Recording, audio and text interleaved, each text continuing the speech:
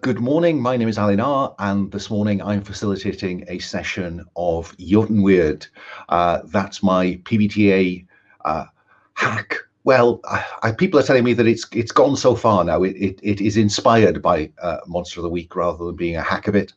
It is a gritty Dark Age historical game, but it is a game where the supernatural is real, and the occult is real. People may not contact the supernatural and the occult regularly, but they are aware of it in their world. Some will see it through the lens of Celtic Christianity, because we're playing in what was the Roman province of Britannia about 200 years after the Romans have left.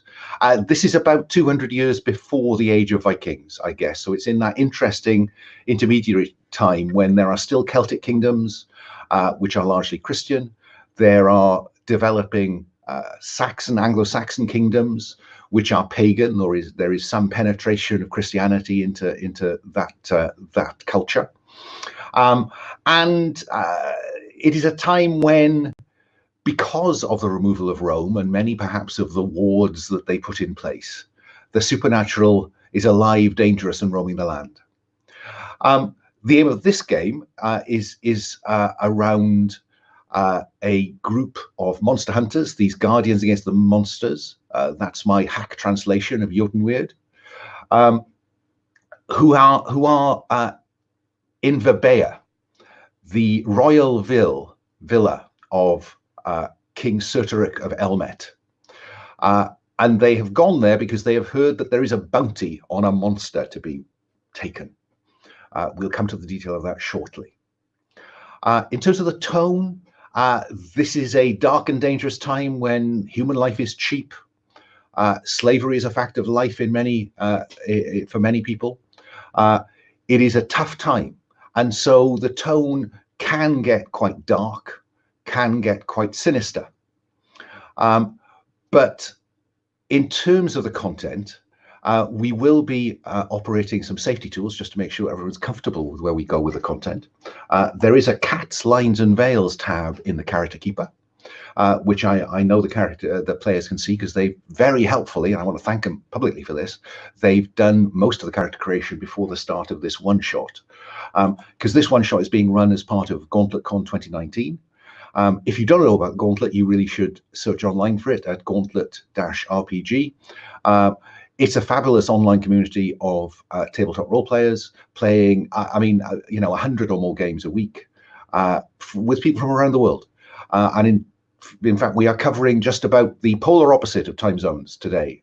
So yeah, do tell us when I come to introduce the players where you are from, please, because it will generate some sense of the international nature of the Gauntlet.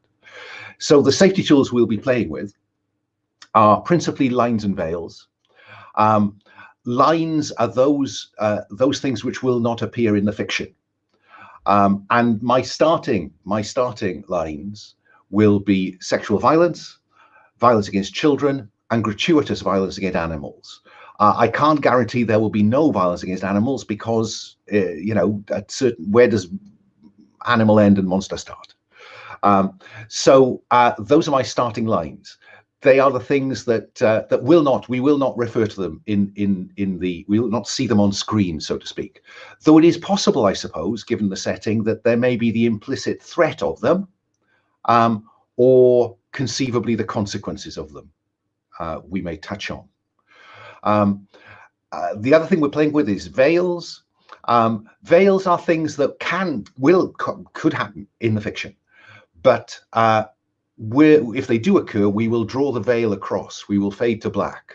And because I'm old and British, my starting veil is sex. My second veil is torture, because I see no reason why we need to see any of the detail of those on screen. Now, what I will say to the players is that if you have any other lines or veils, please just type them into the respective cell on the Character Keeper, and I'll take a look once we get going. I prefer to do it that way these days, because sometimes simply asking people what a line might be can trigger an anxiety about that line. So simply type it in, and we'll know to steer clear. The principal in-play safety tool we'll be using is the X card. The X card, either type it into the chat, the private chat, not the comments, because you don't want that appearing on the YouTube channel, into the private chat, or make that sign. Now, I'll be honest with you, I tend to focus on player faces when I'm running games, not on the chat. So if somebody spots the X card being referenced in there, even if it's not them, please do feel free to draw my attention to it. What the X card does is it will stop the fiction where we are. I won't ask why the X card's been played. Who cares? But it will infer to me that you've been disturbed by something in the fiction in a bad way. Part of me hopes that you'll be a little bit disturbed by some of it in a good way, but not in a bad way. So at the point where you play the X card, I won't ask you why. I may ask you how far back in the fiction you want me to roll, so we can step back from that disturbing material, and then I will play forward by going around it. Don't worry if the first time something comes up, you don't play the X card, you think, oh no, I don't want to interrupt the game. You can play it retrospectively. You might have to tell me in that circumstance what it was that concerned you. Or if it comes up again later in the game, just because you didn't play the X card the first time doesn't mean you can't play it after that. And again, you know, we'll then know to avoid some material. The other thing we'll be playing with is the open door. The open door, it means that, you know, if something comes up, it could be the material in the game. I hope it isn't. Could be that it's just a very tedious morning. I hope it certainly isn't that. If it does, though, if this turns out not to be the game for you, feel free to just say, sorry, got to go, turn off your mic, turn off, log out, whatever. You know, that's not a problem. We play with an open table across multiple games in the Gauntlet, so we have changing casts, and we have an open door in session. Likewise, life will happen. You know, doorbell rings, telephone rings, emergency, whatever. Life happens. This game is not important as important as your real life. So please use the open door to make your way back to real life if you need to. We'd love to have you back after that emergency or telephone call is over, but if you don't come back, that's not a problem. And finally, we'll be using the Gauntlet inclusivity policy. You can find the details of that on the website. But the bottom line of the inclusivity policy seems to me that we are here to collaboratively have a good time. And you know, part of me thinks that it could be summarized as don't be a dick. And so Gauntlet policy is don't be a dick, because it's no fun for everybody. Yeah. And I have to say, just to the public out there, the Gauntlet is the best, absolutely the best community I have ever played role-playing games with. I just have hoped that my face-to-face group don't see me saying that. So that's the blurb. Now I'd like to give the players a chance to introduce themselves. You've listened to me enough. And to tell us something about their characters. Can I go in reverse character keeper order, please? And can I start with Blake? Because he's the only one of us who's properly awake. So let's start with Blake. Introduce yourself, Blake, and tell us about Ulfric. G'day, I'm Blake here in Australia. He, him, playing Ulfric, he, him. He's a Saxon warrior. He's got lots of tattoos of various Viking and Norse sort of deities, Celtic deities and symbols. Likes moonlit strolls outside the village at night, you could say. And yeah, he's looking for danger. He's looking for something to bring some excitement into his life. Thank you for that. Pavel, say hello and introduce us to Godric. Hello, I'm Pavel. I'm from Poland. I use he, him as a pronoun, and I'll be playing Godric, who is the pagan mystic, assigned to an unnamed as of yet hero who traveled with Beowulf on his monster-slaying adventures. And yeah. Thank you. That's a great start. Yeah, there are lots of characters that I discovered crop up in Beowulf, but never quite got into the final text. Henrik, say hello and tell us about Minura. Hello, I'm Henrik. I live in Sweden. I play Minura, who is a Fortish woman, and she is a loon. Yeah, I'm quite proud of the loon. playbook, I have to say. I quite like the idea of the loon. Thank you for that. And she's Romano-British. Yeah. So that would suggest that she is of, or was of, reasonably high status compared to some other Celts. Just keep that one in mind. Okay, Will, say hello and tell us about Blackwyn. Hi. Yeah, well, I'm over here in Manchester in the UK, and Blackwyn is the Hammer of the Gods. His village was destroyed and his family killed by a band of things that were more than mortal but less than man. And he spends his days now hunting for them and whetting his axe on whatever strangeness gets in between him and his targets. Thank you for that. So yeah, on that, could you tell us a little bit more about who you lost, Blackwyn?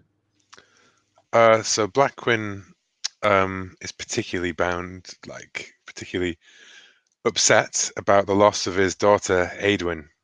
I think that Eotenweard's mother died when she was very young, and all that was left, Blackwyn put aside the ways of the blade to retire to this farm and raise his daughter in peace. But one day the raiders came, they struck him down when he wasn't prepared. He'd let himself go soft, and when he came to, and weeks later his village was burned to a crisp, and he never had the heart to rummage through the ruins and find his daughter's body. So he's driven by that, and he has no time for anything else. And I have to say, we see him illustrated there. He is a hard bastard by the look of it. Okay. Minura. This game requires you to outline what it is about you that is heroic, and what is your temptation to sin in some way. So do you want to tell us about Minura's heroic trait and her temptation? My heroic trait is justice. And that is because my mother was wrongfully accused of being an adulteress. So I feel that everyone should get the right treatment. And my bad side is pride, because I come from a Romano-British tradition. I feel a bit superior to everyone else. And frankly, many people think you are more superior than everybody else. How can you be certain she wasn't an adulteress?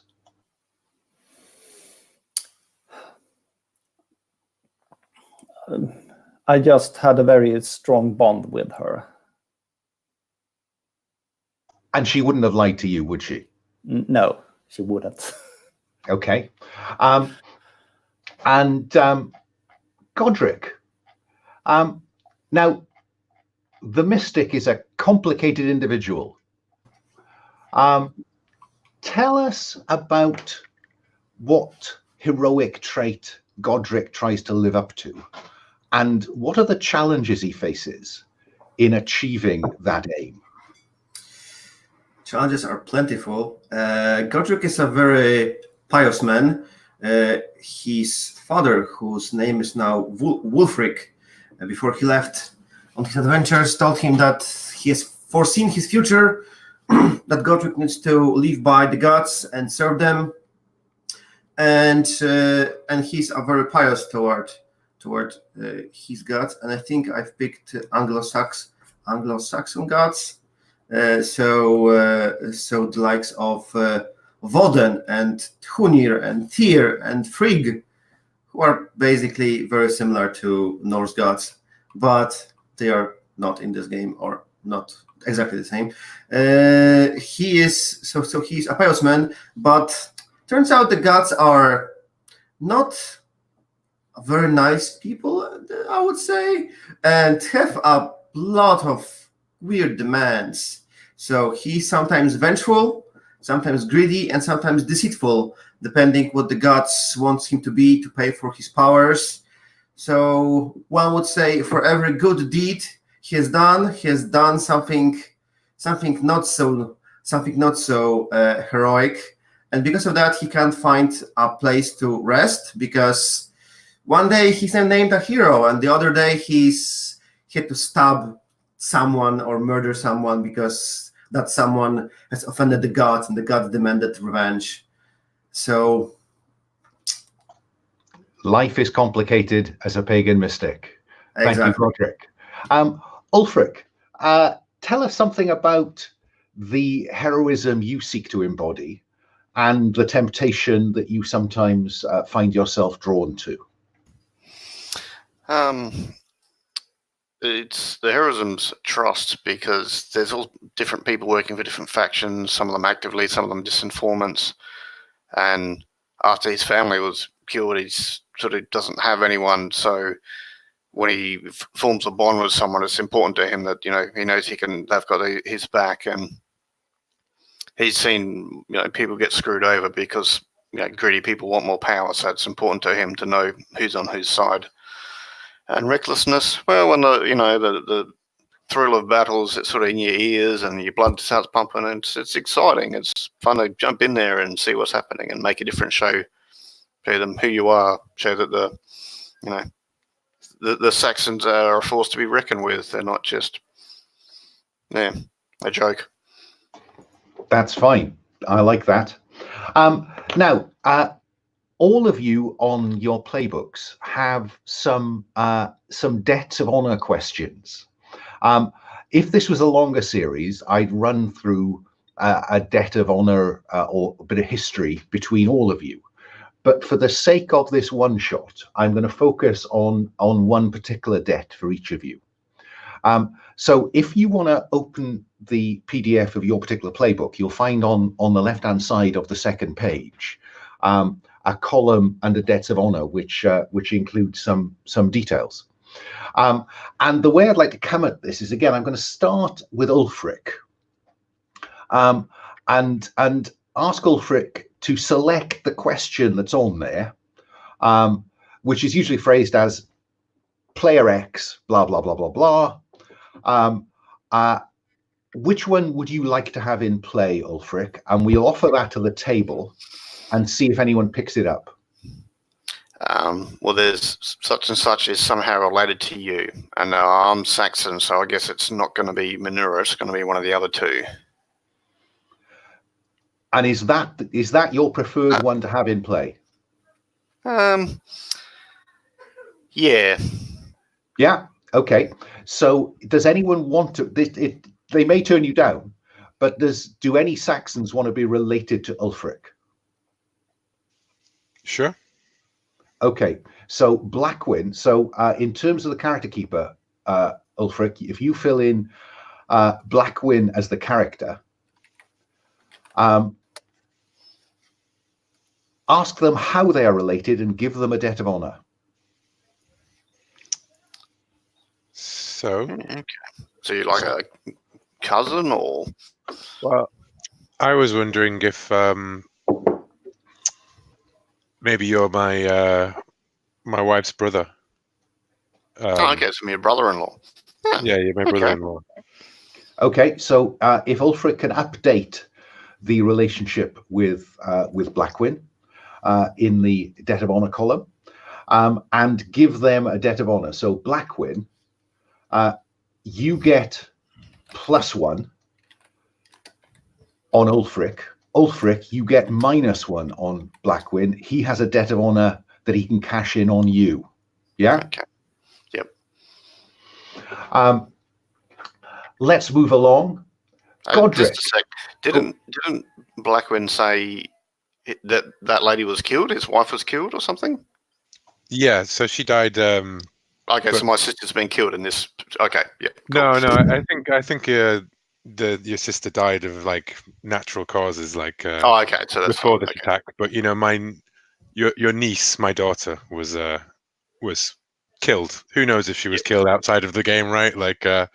I didn't see a body. Who knows? But like, certainly all signs point to her being killed. Okay.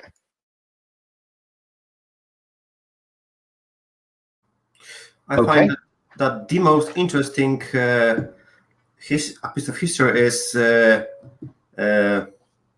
someone found out I've used my power on them once. Ask them when and how they feel about it now. Give them a debt of honor. So would anyone like to pick that up? Preferably not Blackwin. I'm happy to take it. Being a pagan mystic, I just implicitly trust him because I met one before and he was always cool. So fine. So Ulfric found out you used your power against them, and he seems pretty cool with it, must be said.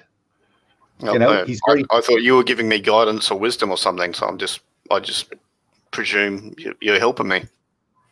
Yeah, let's hope it was a time when the heroic trait had the upper hand. On we go then to Minura. Minura, which of these history relationship questions would you like to put on the table? And to be honest, this is it looks like this is going to be in relation to who we got left. The two.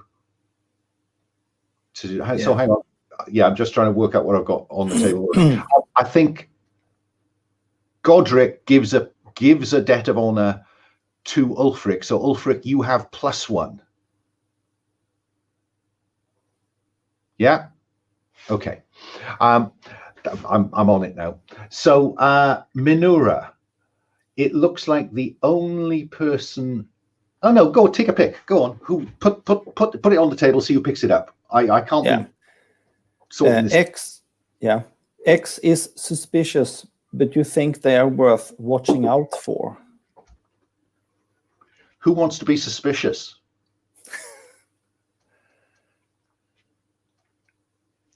Are there any details? Being suspicious about what? I think that's what the question asks. Read us the question again, Henrik. X is suspicious, but you think they're worth watching out for. I'm happy to be the suspicious one. I think Blackwin can come across as a bit of a brigand or a raider himself. You know, like just because he says that everybody that he kills deserves it doesn't mean that he's you know, that they all did, basically. Like. Yeah. So Minura's playbook character keeper would have Blackwin and the character keeper. It would be -1 because the debt of honor sits with him, and Blackwin has +1 debt of honor on Minura. And if Minura can just fill in the details of that question and summarize what Blackwin said, that would be great, because it'll be an aid memoir to me and everybody else. Yeah. And I think that's probably where we'll begin in terms of debts of honor. Because it does seem to me that Minura is the outsider in this happy band of slightly mad Saxons. So at this point, it probably seems reasonable that the debts of honor are scattered as they do. There are some other debts of honor down there. Can I start with Blackwin? Aedwin is your lost one. Yeah? Yeah. You begin the game owing Aedwin a debt of honor. It's what drives your desire for revenge. Yeah? Mm. Now, I can call that debt of honor in on Aedwin's behalf when I choose to. And if you look at the moves tab, you will find the debt of honor moves in about the 3rd column along, I think, in terms of moves. Godric, you owe the supernatural entities that grant you your power. Do you want to tell us anything about those supernatural entities at this point, or do you want to reserve that till we see you call on them? I think while most people call them gods, Godric kind of has the insight that they are just like a powerful entities. I'm not sure if he's gods, because gods are supposed to be forgiving and empowering, and those mean bastards, they share the power, but they have a heavy toll on this. So that's what I can say. And I think I have refused to. I think I have refused to kill a man who disobeyed the gods, because he just had something happy happen in his life. Like he just had his marriage arranged, and Godric refused to murder him, even though he offended the gods, or the powerful entities, as he called them. I'm curious. Was he paid off? Because I'm just looking at, your heroic trait is piety. You would think you would do what the gods asked, yet your temptation is greed. Were you paid off by this man's family? Yes. Okay. I think the woman who he married kind of also can see and communicate with those entities. So she probably knew I was coming, and well, we arranged otherwise. Thank you. And then Blake. Now, the playbook you're playing, we'll put this on the table. You're playing the Skin Changer. Mm-hmm. And who or what you revere is how this is written, because I couldn't. I think how I want to phrase this depends on circumstances. So I'm going to change that for the purposes of today to not who what you revere, to she who made you. Yeah. Yep. So tell us about she who made you. Just for reference here, I need to say that Ulfric has been in a previous session of this with me where he did indeed encounter someone who changed into a wolf. So go ahead, Ulfric. Yeah, she was kind of a pagan mystic thing, or at least outwardly appeared like that, until she turned into some sort of wolf creature. She was trying to tempt the pagan mystic I was traveling with to, come to the dark side, so to speak, and, just follow their ways, which are pretty rough. But I've been filled with a dream since that time. So I've sort of come to know her retroactively.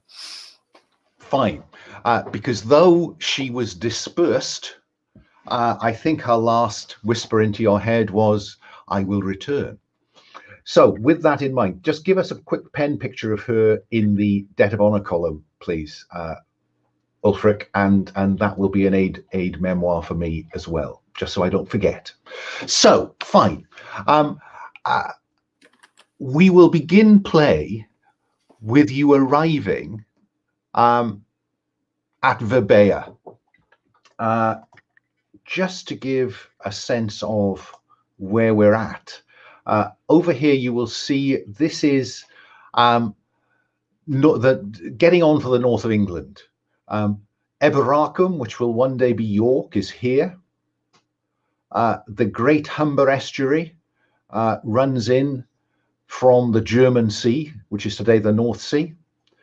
And the only well-known roads are the remains of the Roman roads, which are still in reasonable condition, all things considered.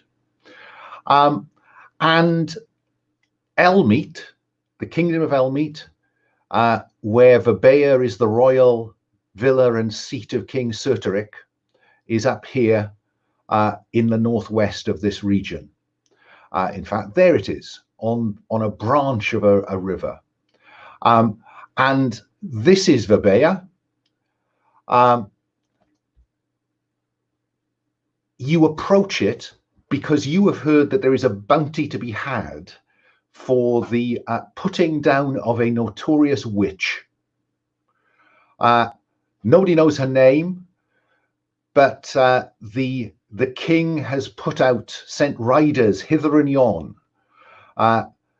to summon heroes to free his land of this witch.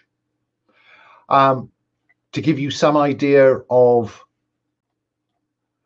this round village, the round houses look a lot like this. One of the largest buildings is this, which the king grandly describes as his cathedral, because he is a Christian Romano-British ruler. And that is here. But the biggest building in the settlement is this. It is the remains, slightly poorly renovated remains of a Roman villa. So it is quite imposing. Not many people build in stone. He didn't build it, but he has occupied it. So with that in mind, let's have a scene with you coming up the track and looking down on PbtA. Over to you. An organizing question. I assume we all know each other. Do we travel as one group, or do you want us to meet and get to know each other? No, I want you to travel as a group. You already have some bonds between you. Okay. So assume that you have traveled together for at least some time, well enough to know each other, and as much as you trust anyone, trust one another. Yeah? Perfect. Do we have horses or are we walking? Oh, you're walking.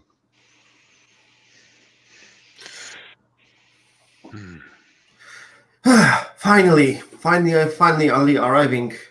The king surely knows to place his seat of power far away from any other major village. Well, I thought you would like it out here among the spirits and the gods.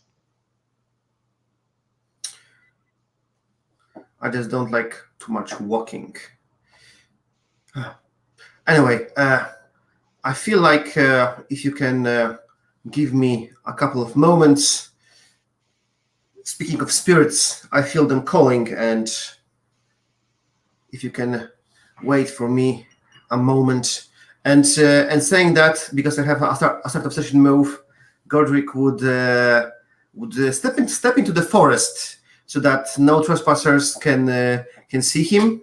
He would take his totem, which is like a skull of some animal, put it on his staff, place the staff in the ground, burn some incense, and just like pray toward the gods. I'm here. Godric, I would have moved to follow you. Sure. And I'll kneel down and because to me you're a holy priest and what you say is spot on. So you kneel down and just join your prayer. I would like to know what the skull is.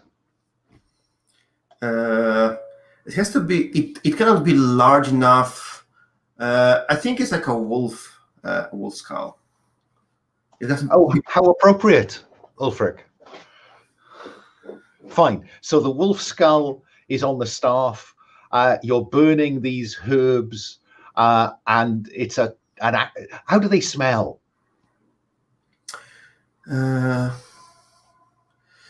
They smell of this.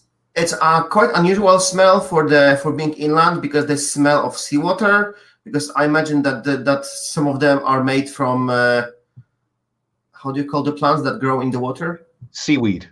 Yeah, because part of them are made of the seaweed. So that's quite unusual scent for being inland. I can only imagine what burning dried seaweed smells of, so it will be noticeable, I think. Okay, and when you commune with your gods, because we've got a special effects budget, we might as well start spending it early. What is it we see when you commune with your gods? I think first of all, like, everyone would probably feel that the winds pick up and suddenly it starts like blowing really fast. Maybe somewhere in the far distance we see lightning, but we like hear it like it was just next to us. And I think that Godric and Ulfric begin to hear like whispers around where we are, and Ulfric can just like probably hear them just as whispers, and to Godric, it sounds like a couple voices, then like only one voice, and then like one voice very clearly, but only in his head, just like was telling him. And do we see anything, or do we just hear things on screen? We could see what you see, Godric. Yeah, I think from that's a very good point. I think that from a Godric perspective, the skull on a staff just like has like glaring red eyes and talks to him, the skull, and it looks like it doesn't look like just like a skull on the staff. It looks like if a mighty werewolf would be standing there. Fenris the wolf. Yeah, so what I'm imagining is that we hear the whispers, the clouds in the distance come over, there's the slight kind of crack of lightning. Ulfric is looking around him as he begins to hear these whispers. The whispers intensify. Camera pans around to see into Godric's eyes. As we zoom in on Godric's face, we see reflected in his eyes the skull, and then the eyes begin to glow and it begins to speak to you. This may be a good point to send you all to the character keeper, to the roll for your party room. The link is now in the chat. It's not a live link, I'm afraid. You'll have to cut and paste it. You will need conceivably 3d6, because this is a PbtA that runs with advantage and disadvantage rather than +1, -1, though there's a bit of that as well.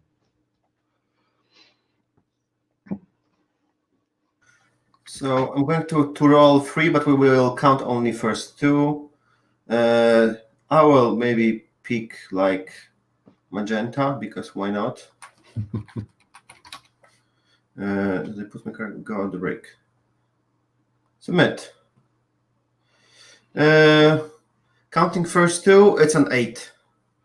Okay, because you roll with soul, which is +2, so 6 + 2 is 8. So on 7 to 9, hold 1 and spend them to ask. I beg your pardon, wrong move. I'm down 1 too far. On 7+, you get a vision of something that is yet to come and mark experience if you stop it. Yeah? Yes. I think what you see is a stone circle. On a 10+, you also have advantage when you confront it. I think that what you see is a stone circle within which prowl, you're not sure if they're hounds or wolves, shadowy canines, dogs, wolves of some description, with eyes that glow. And that is the it that the gods believe you can defeat. Yeah? A stone circle with hounds or wolves within it.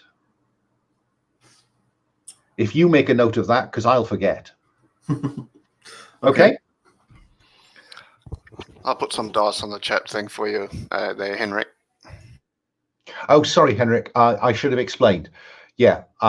We'll once you've got some dice up there.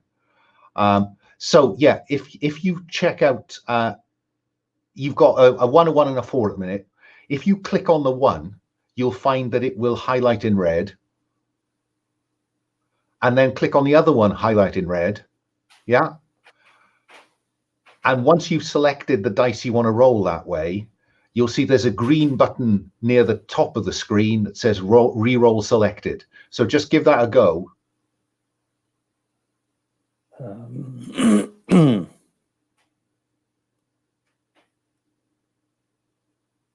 Yeah. So highlight both ones, click the green re-roll selected button, and hopefully those ones will change into something just to get you in the groove of the dice roller.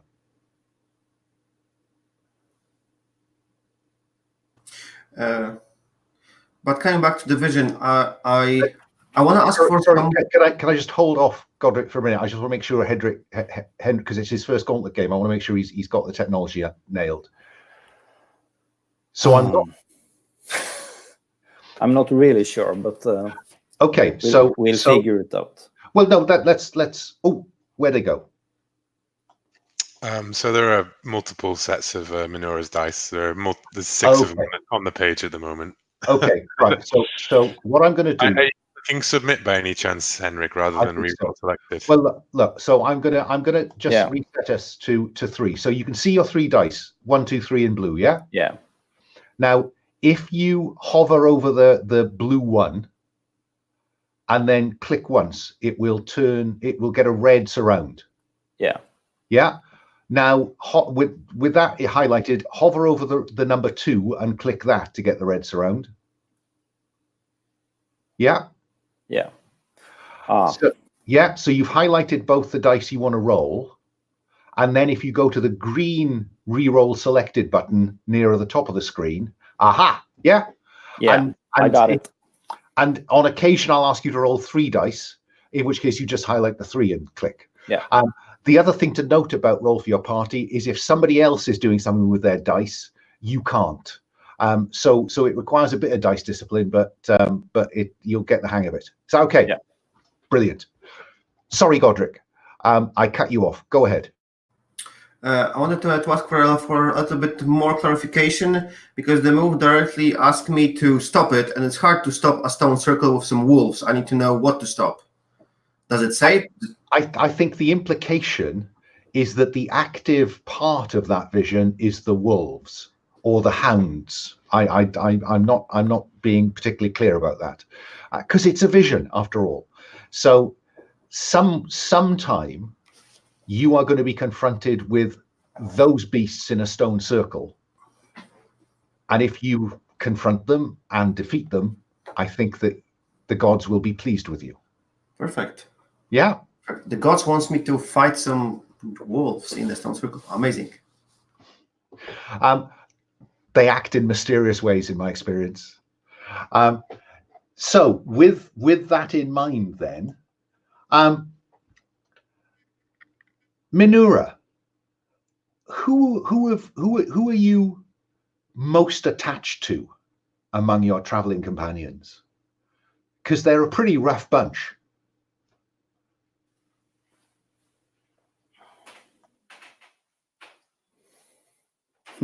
I think Ulfric. So, what do you say to Ulfric when he and Godric come out of this little copse of trees that they've disappeared into? I look at him sternly, and I wonder, what did you see? Do you out and out ask him? Yeah. As you continue down to the settlement? Yeah. I didn't see things. I just heard lots of things. There's like little birds. A lot of wind and a lot of travel. There was like an important journey coming up soon for us.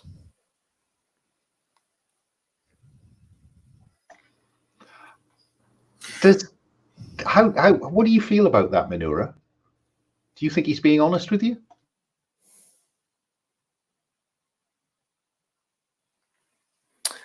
I don't think I really think in categories of honest.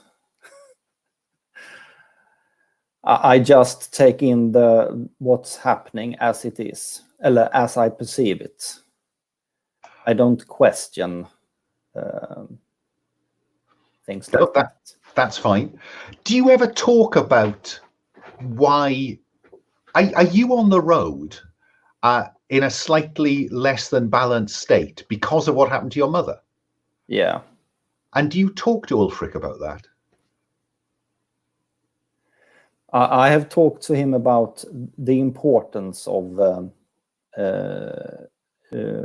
justice and how how people can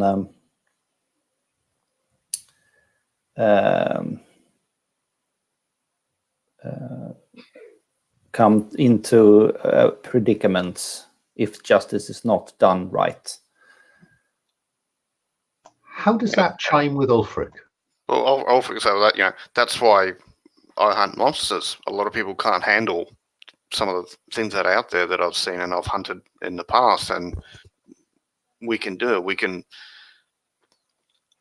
ease the spirits of those who got preyed upon and ripped off or killed or whatever, and we can act as agents of justice in some sense. That's one of the reasons I do this. So I understand what you mean. I think that's a nice little vignette. We begin to get some sense of the relationship between these two. And I'm going to cut to the gate of in the palisade that surrounds PbtA, or the wooden palisade. And there are some Celtic warriors at the gateway, just a couple. And they will see what looks like a bunch of Saxons coming up the road towards them. And I don't want to paint the picture that Saxons and Celts are at one another's throats. Often Saxons are at Saxons' throats and Celts are at Celtic throats.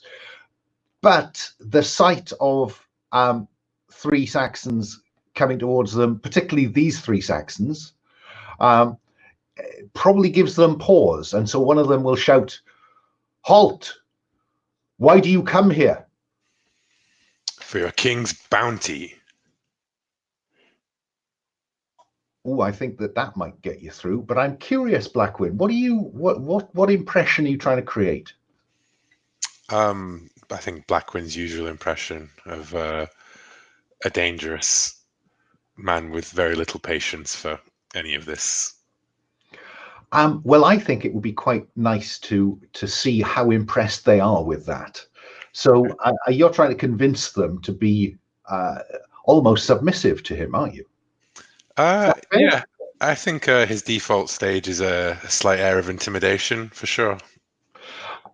So I think this triggers the convince someone move. Okay. But I can't remember. Do you? I do have a fear me, where I convince them with intimidation, roll plus savage instead of subtle. Yeah.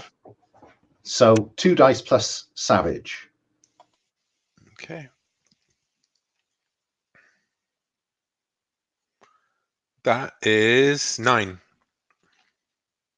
So on a 7 plus, on a 10 plus, they agree or tell you why they'll do it. On 7 to 9, they'll do it if you do something for them first or owe them a debt of honor. I think that what they'll say to you is, well, you don't look so tough. Really? Just saying. Yeah. And what would you know? Well, he says, just flexing his shoulders, resting his shield, and saying, do you want to show us what you're made of then? And if I show you what you're made of? Or just a friendly pass of arms? I think Blackwind sits on the floor and says the word friendly. It says... Ulfric, did you... Alun, 2 of us have start a session moves. Should we just ignore them and keep rolling, or...? Sorry, I'd forgotten that you had one as well. Yeah, I think this would be an excellent time, actually, for you to roll your seeming human. You usually clothe yourself in the appearance of humanity, but mortals can sometimes sense your true nature. At the start of each session, roll plus soul.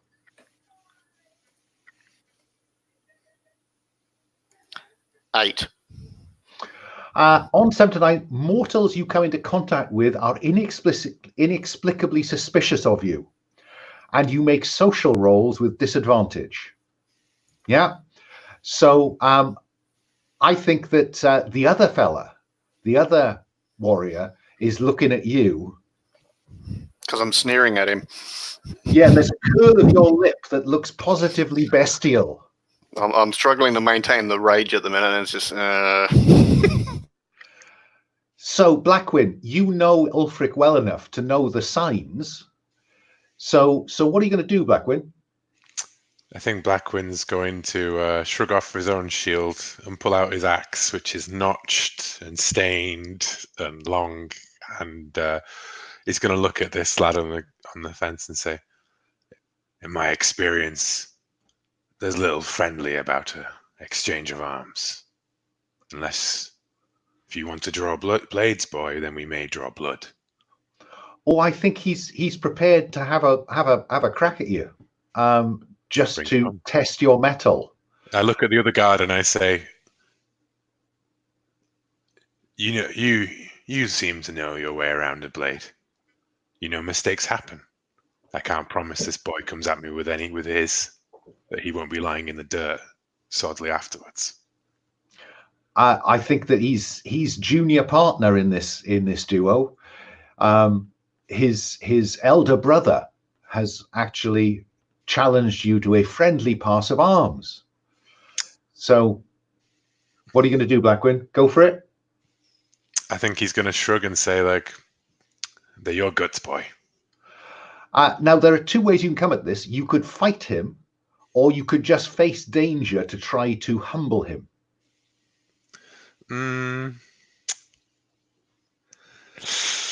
I mean, I think it would be quite reckless to fight him, wouldn't it?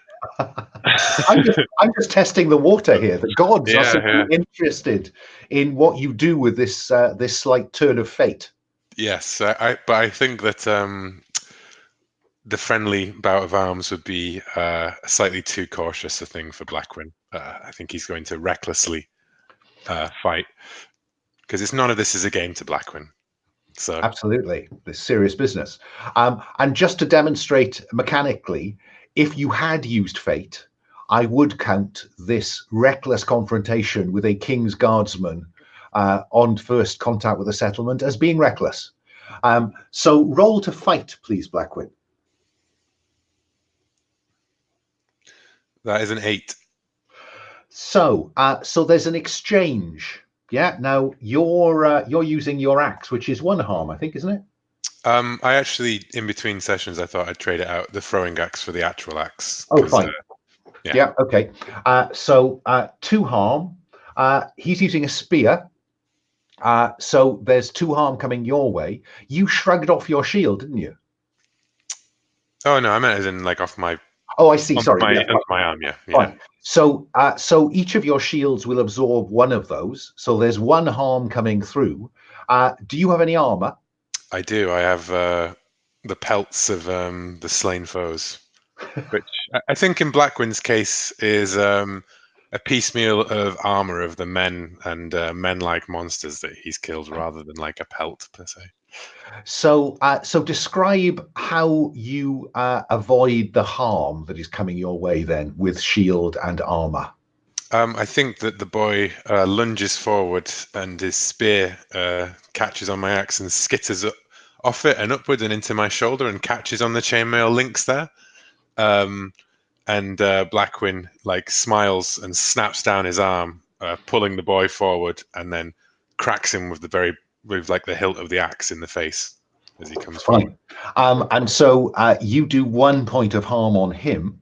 Now, normally the first point of harm in this game is not, critical. So you will floor him, or you have the choice. Actually, if you have a look at the harm moves, when you suffer harm, mark condition, there may also be a narrative effect. You did 0+. He's distracted or dropped something. What's your preference, or something like that? I think that he drops his spear, like it gets pulled out of his hands as he drops forward, and now he's like sputtering on the ground with like kneeling on top of his shield, and I'm stood over him with the axe, and I go like, having fun. And he'll look up at you and say, well, I better let you through then. Yes, I think you best had. And his brother will help him up as you make your way into the settlement. I think we're more close to what's her name? Minura, because I've just where she'll kind of stick out amongst us, and I don't want them to think, oh, the Saxons will go down to the pub and then she'll be alone or something. I'm just being a bit protective, walking next to her. Minura, you may have grown up in a settlement not dissimilar to this. What is it that tells you that this is prosperous?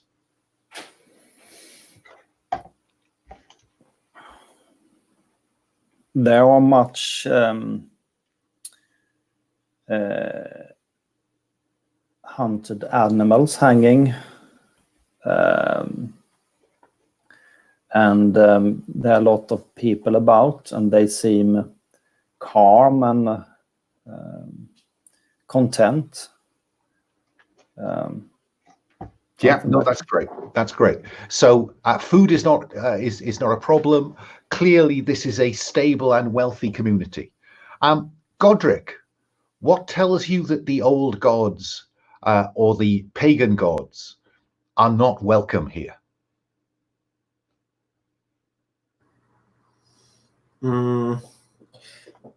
I think.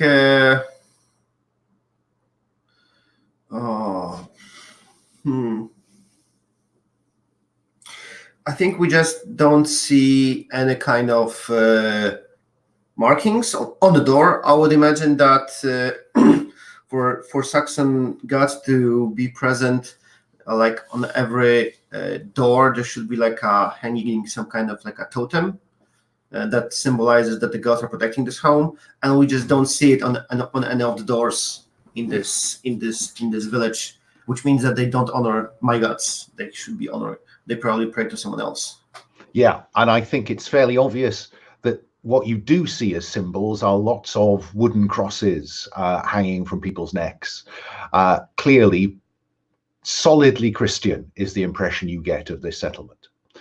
I think at that point we might have reached a good point for a quick break, if that's okay. Shall we make this, it's 3 minutes past now, if we could be back in our seats at 10 past? Is that long enough? 10 past the hour. See you shortly.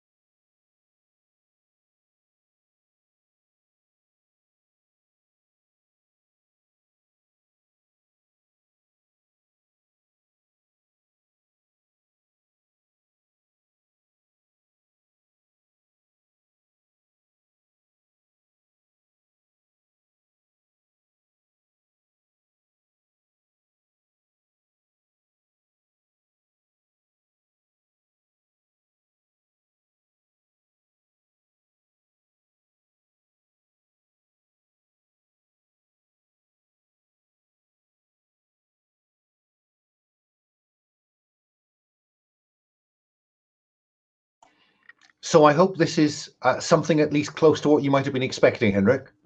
Yes, it is. But it's my first time doing something like this in English, and it's hard to find the words. Well, look, do by all means, simply ask for clarification. That's not a problem. Because as I say, I play with a number of Swedes every year, and Norwegians for that matter. And usually our first session on Friday night, it's always a little bit slow until people get in the groove. Yeah. So, absolutely fine. And I'm also conscious I have an accent and it may change as we play. So if I say something that isn't clear, do please ask for clarification. Yeah. I mean, I never understand what Blake says, for instance.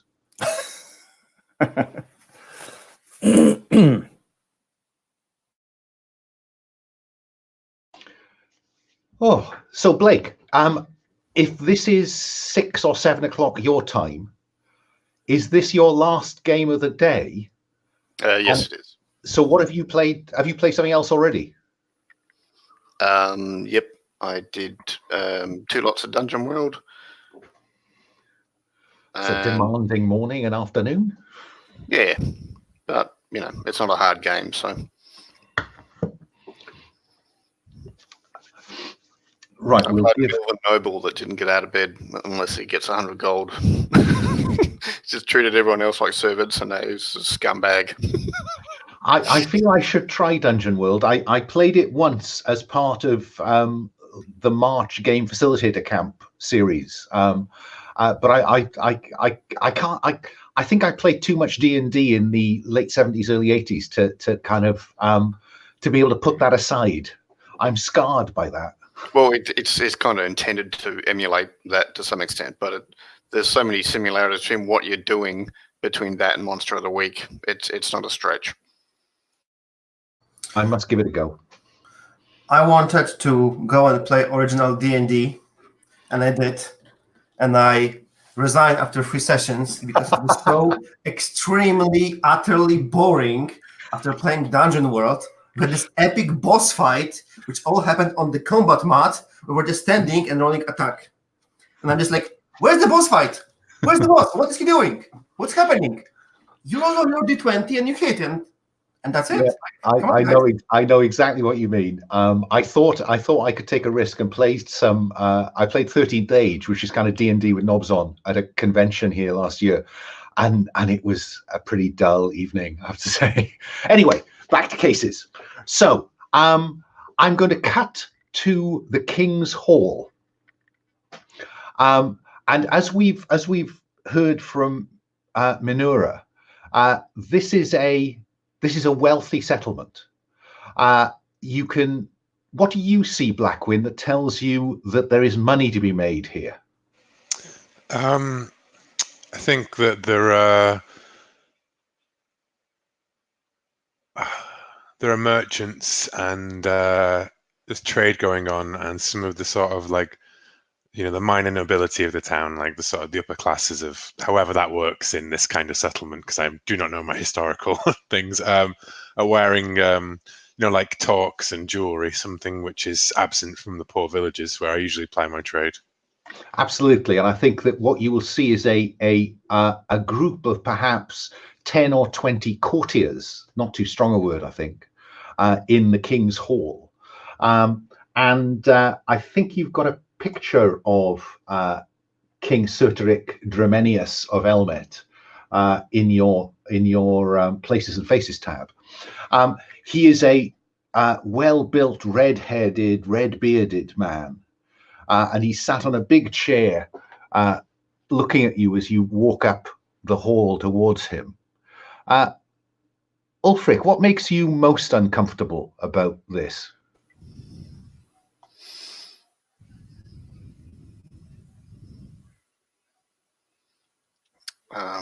I think he's got a few scars, so I know he can handle himself. Fine. So not only is he politically competent, it looks like he's competent in skill of arms. He doesn't say anything, though. Another man steps out from the group of courtiers before you. Before we get to speaking, I would like to lean into one of the Minura's moves, which is what should I do explicitly leaning into this, saying what I'm saying. And I like lean over to Minora and I say, it's clear to me that men are mostly ruling this this encampment. It's better if you leave the negotiations of the contract to us. It's probably he might not react well to a woman speaking for a group of men. Minora, what's your reaction? I half silently scoff at him because I feel I am superior. So I think that that is me that should do the negotiation.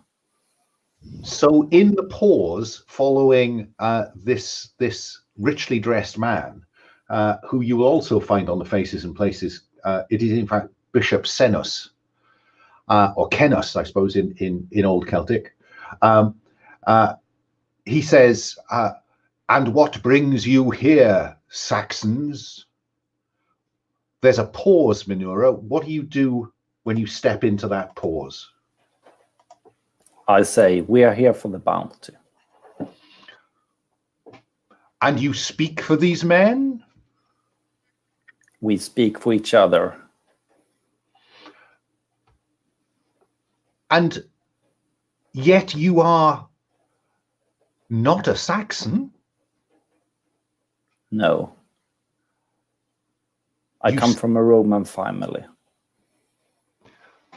And there's a bit of a murmur goes around the room because though your clothes are worn, they are of a more classical cut. They are a good cut set of clothes that once were quite rich looking, I would guess. And there's a kind of around the hall. And then the bishop says, "What is your name, young woman?" Minora. And there's a, why might they recognize your name?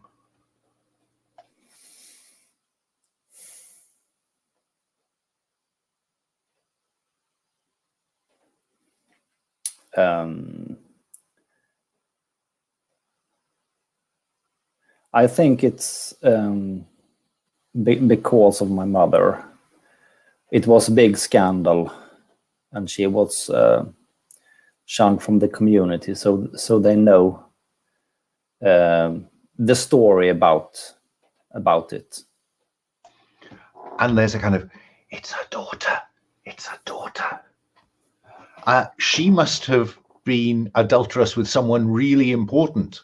Yeah. For the word to have got out. We might explore that later on. But for now, the bishop will say, "So, Minora, you believe that you and your companions can claim this bounty?" Yes. I really do. Very good. And he has a one of those kind of shepherd's crooky bishop, yeah, and he bangs that on the stone flags, and says, "Clear the hall for the king's council."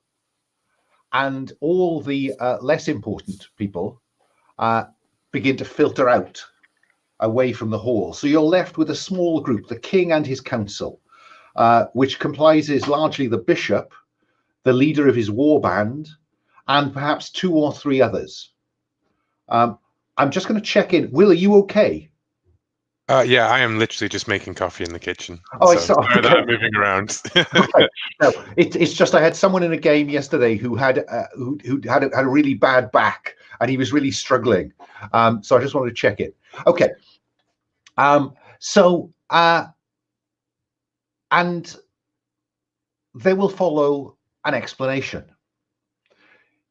It appears that a season or 2 ago, a witch was troubling some of the settlements of the kingdom.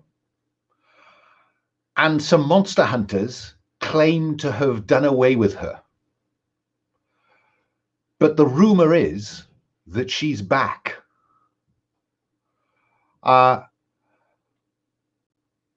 I'm just trying to think about Who's most likely to pick up the undercurrent here? I think Minura. I think she has a move for it or something. What do you think, Minura? I see it all, I think, is what we're looking at.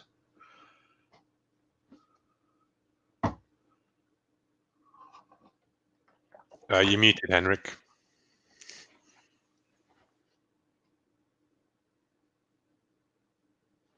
Well, you're muted, Henrik. You'll find the mute button near the bottom of the screen.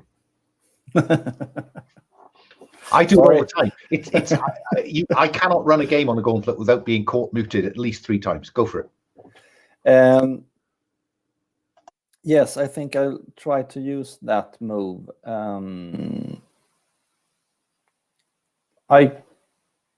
I take a pause and consider what's happening. Should I roll? That would be 5. That would be 7 exactly.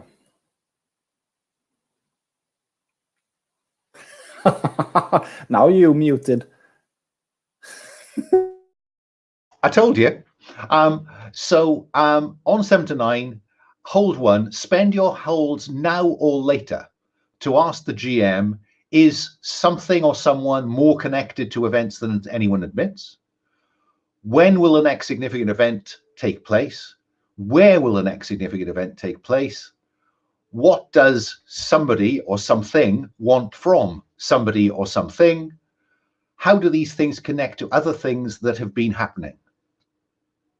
So you can ask me any one of those questions.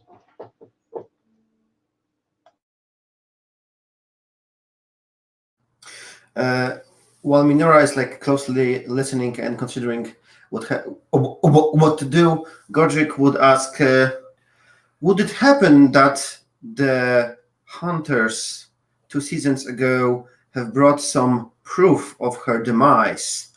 Or what led you to believe that witch is back? And is there anyone connected to it or anything connected to it? What the bishop will tell you is that the proof was that the villages that she had been harassing returned to normal life. She had sent a giant to menace a village, and since the hunters disposed of her, and he says claimed to have disposed of her, there was no sign of the giant, and the villages have not been harassed since. The word is now coming from a different part of the kingdom to the north, where a village is reporting that an old woman has turned up at the settlement and threatened them. And so they have concluded that she's back. So a crone appears at the gates to one of your village, and you send out riders for men from all over the land to come help you. Truly, this is a great and powerful kingdom I find myself in. Minura, have you worked out which question you want to ask? Because that might have a bearing on what I say next. Yes. I ask, is Bishop Kenneth more connected to the events than anyone admits? Yes. He is clearly the most nervous about these events. It's almost as though the king might have reacted as Blackwyn has kind of suggested. You know, this is an old woman at a gate. Why are we rushing about doing stuff? And the bishop fingers the silver cross on that hangs at his chest, and he says, "It is important for the faith that this witch is found and destroyed." Seem like a fair answer? Well, I think that between us, we may be able to handle one terrifying old woman. And at this point, the king will chime up and he says, the bishop is rightly concerned that this woman sought to undermine our church last season. This is what she seems to be claiming to be able to do now. When she arrived at the village, she warned them that if they did not kill their priest, then they would suffer. And since that time, they have lost a disturbing number of sheep to wolves.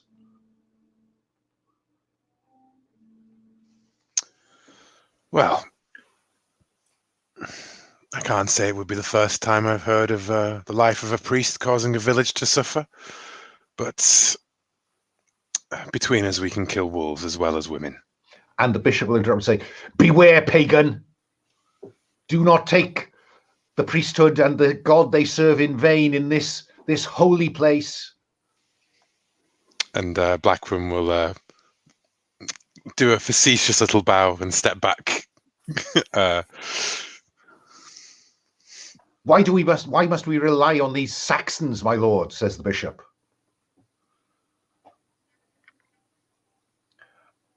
And the king appraises you and says, well, bishop, you know that though we all know that the old gods hold no sway in this kingdom anymore, there are some people who fear them. And so perhaps it is the Saxons who can see off this witch of the old gods. Because clearly we have had very few Christians arrive to take up this bounty. And that seems to cow the bishop. And the king will say, yeah, I will allow you to make an effort to claim my bounty. You may stay in one of the royal barns, and I expect results. Now this audience is over, unless someone intervenes at that point.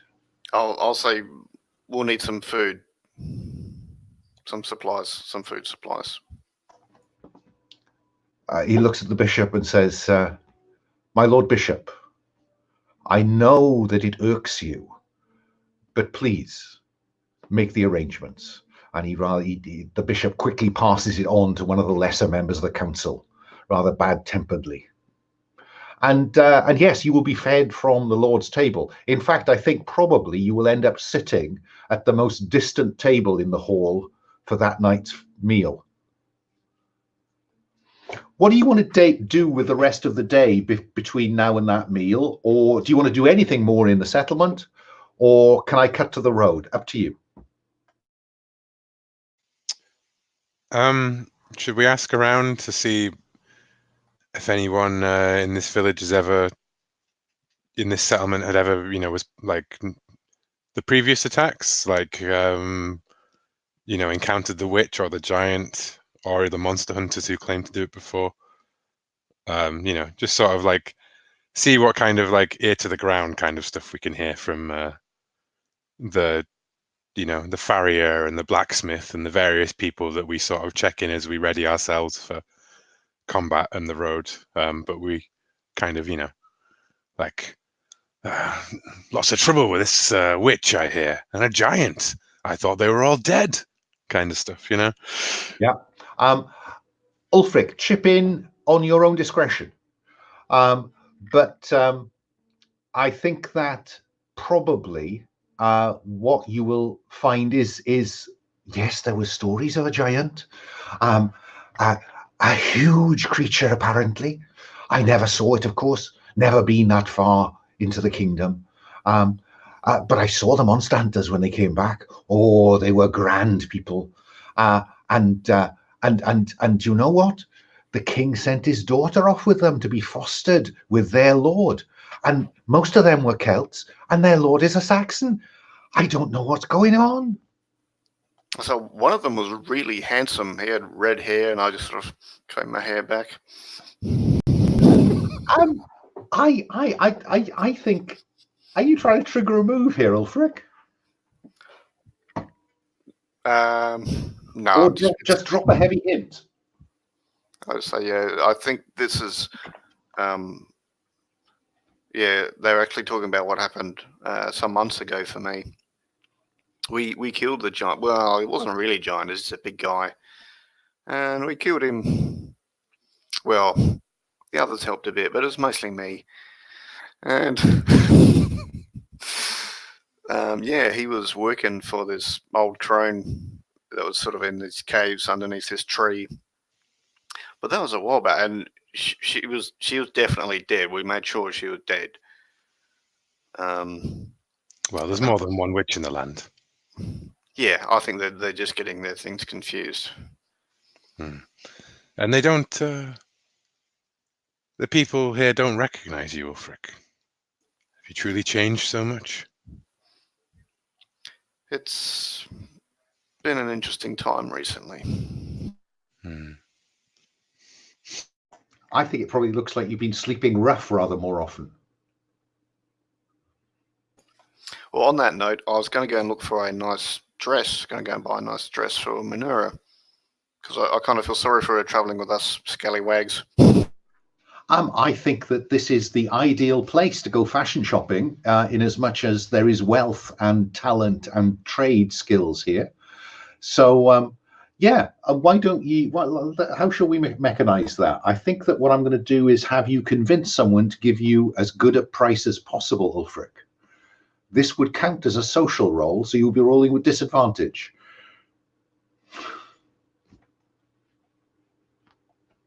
Roll 3 dice. Plus subtle, which I can't remember is, yeah, I thought that was your strong suit, and take the bottom 2.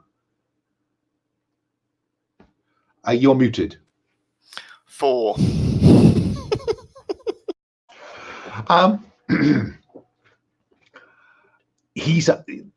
She's asking for an impossible price. But across the way is a man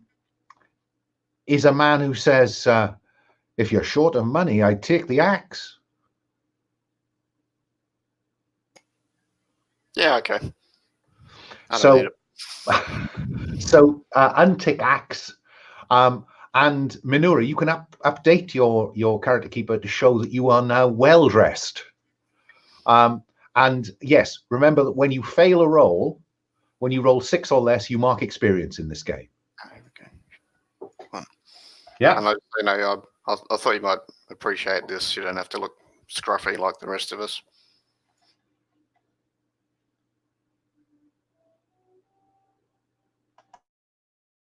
What's your reaction, Minura?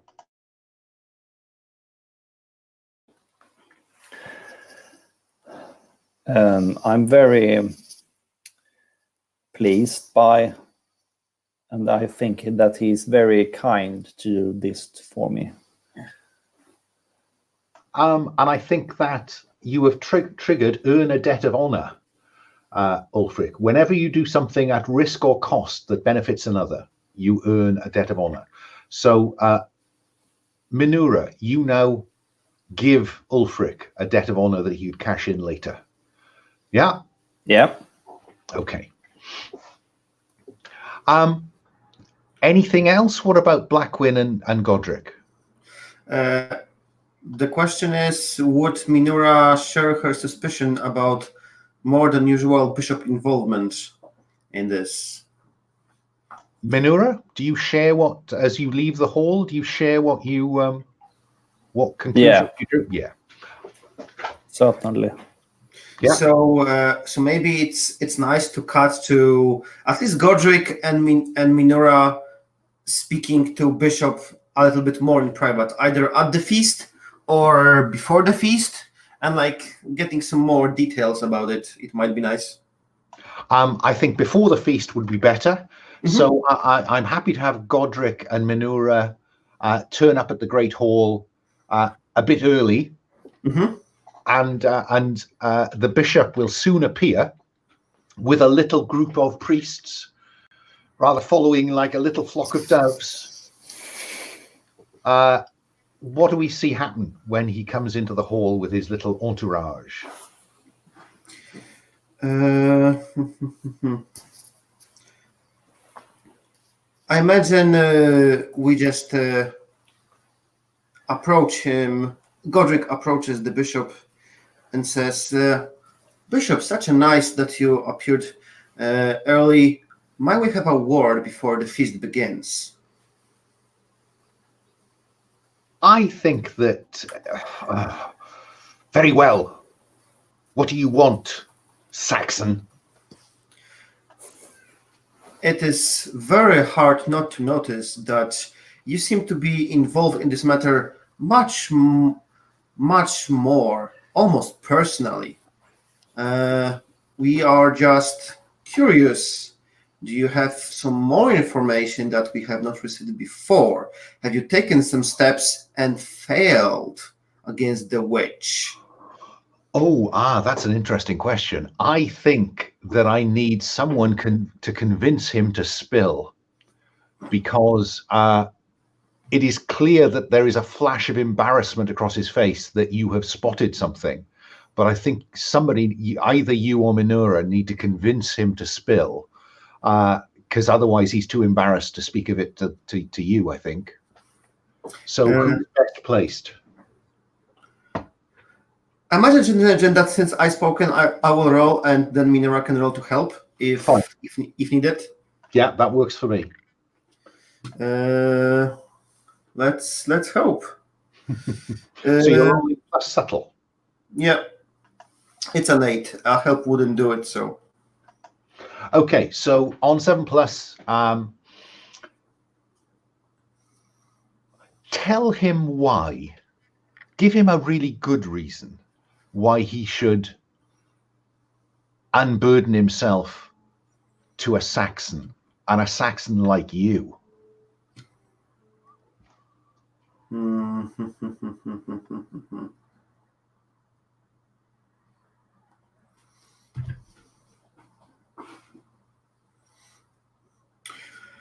I'm thinking. Or you could simply owe him a debt of honor. I think Godric would say, I think it should be true reason or fake reason, because I'm also deceitful. I think Godric would say, well, you clearly want the witch out, and you were not able to do it by yourself. You need me and my group of friends. So in effect, and your secrets are safe with me. No one else needs to know of this. And I think at that point he will say, he gestures to the side of the hall, and he'll say, very well, this woman threatened the Holy Church in this kingdom last season. Now she's back. And it has proved difficult to get Celtic warriors to face her. Though they swear that they worship Christ, their grandparents tell them of the old gods, and they fear them sometimes. My lord sent a group of his own warriors into the woods where she is said to lair. And one of them came back with tales of darkness stalking them. And so the king cast the request for help more widely. And so you have come to us. Well, in that case, it's good that we are Saxons and not Celts. Yes, but it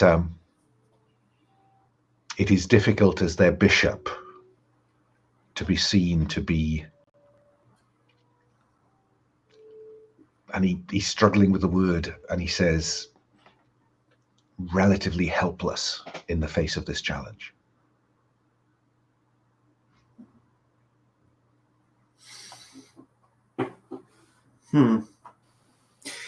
As the bishop says the last sentence there, Minora giggles slightly to herself. I was hoping the loon would begin to bubble to the surface here. Yes, yes.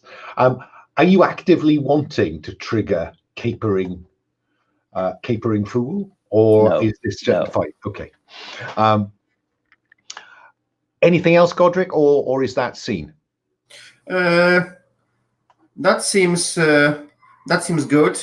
I imagine we also learned to which forest he sent the warriors. Yeah. It's the settlement that has been threatened is the sheep farming settlement of Inripum, some distance north of here, in the bend of a river. Okay. Yeah. Yeah. Done. So, does anyone want to do anything with the rest of this feast? Do we want any scenes between you? Or are you content for me to cut somewhere else? Over to you. Okay, I got one couple for cut, I think. Okay, fine. So let's cut straight to the approach to Inripum.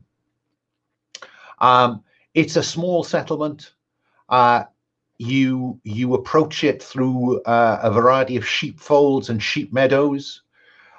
You can see on the high ground a little way away a mound that overlooks a river, and I think it's fair to say that the village, while it has no stockade, it does have lookouts, and people see you coming. And a group of the locals have come together by the time you reach the edge of the village, and they come out to confront you. What do you want? There's an air of suspicion and tension among them. I'll put my hands up and say, we're here to help. And I'll step aside so someone else can step up. Right. I wanted to check whether you were triggering a social move there, Ulfric. Who wants to speak for you? By the way, I didn't check. Minora, you should have marked experience as well, for despite Godric's advice to keep shut up, you did actually step forward and speak, because you triggered, what should I do? When you do something the GM agrees is the polar opposite, mark experience and gain an advantage while pursuing your chosen ill-advised course of action. I should have had you rolling with advantage for that, but didn't come up.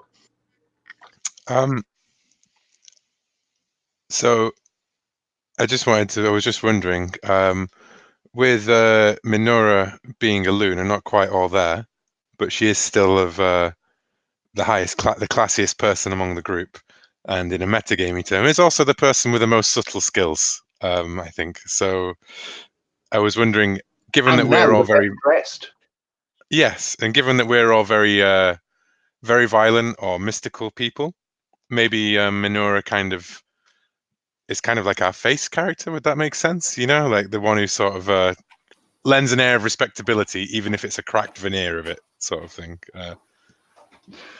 Minora, what do you say to them? We have been sent by the king to take care of the witch.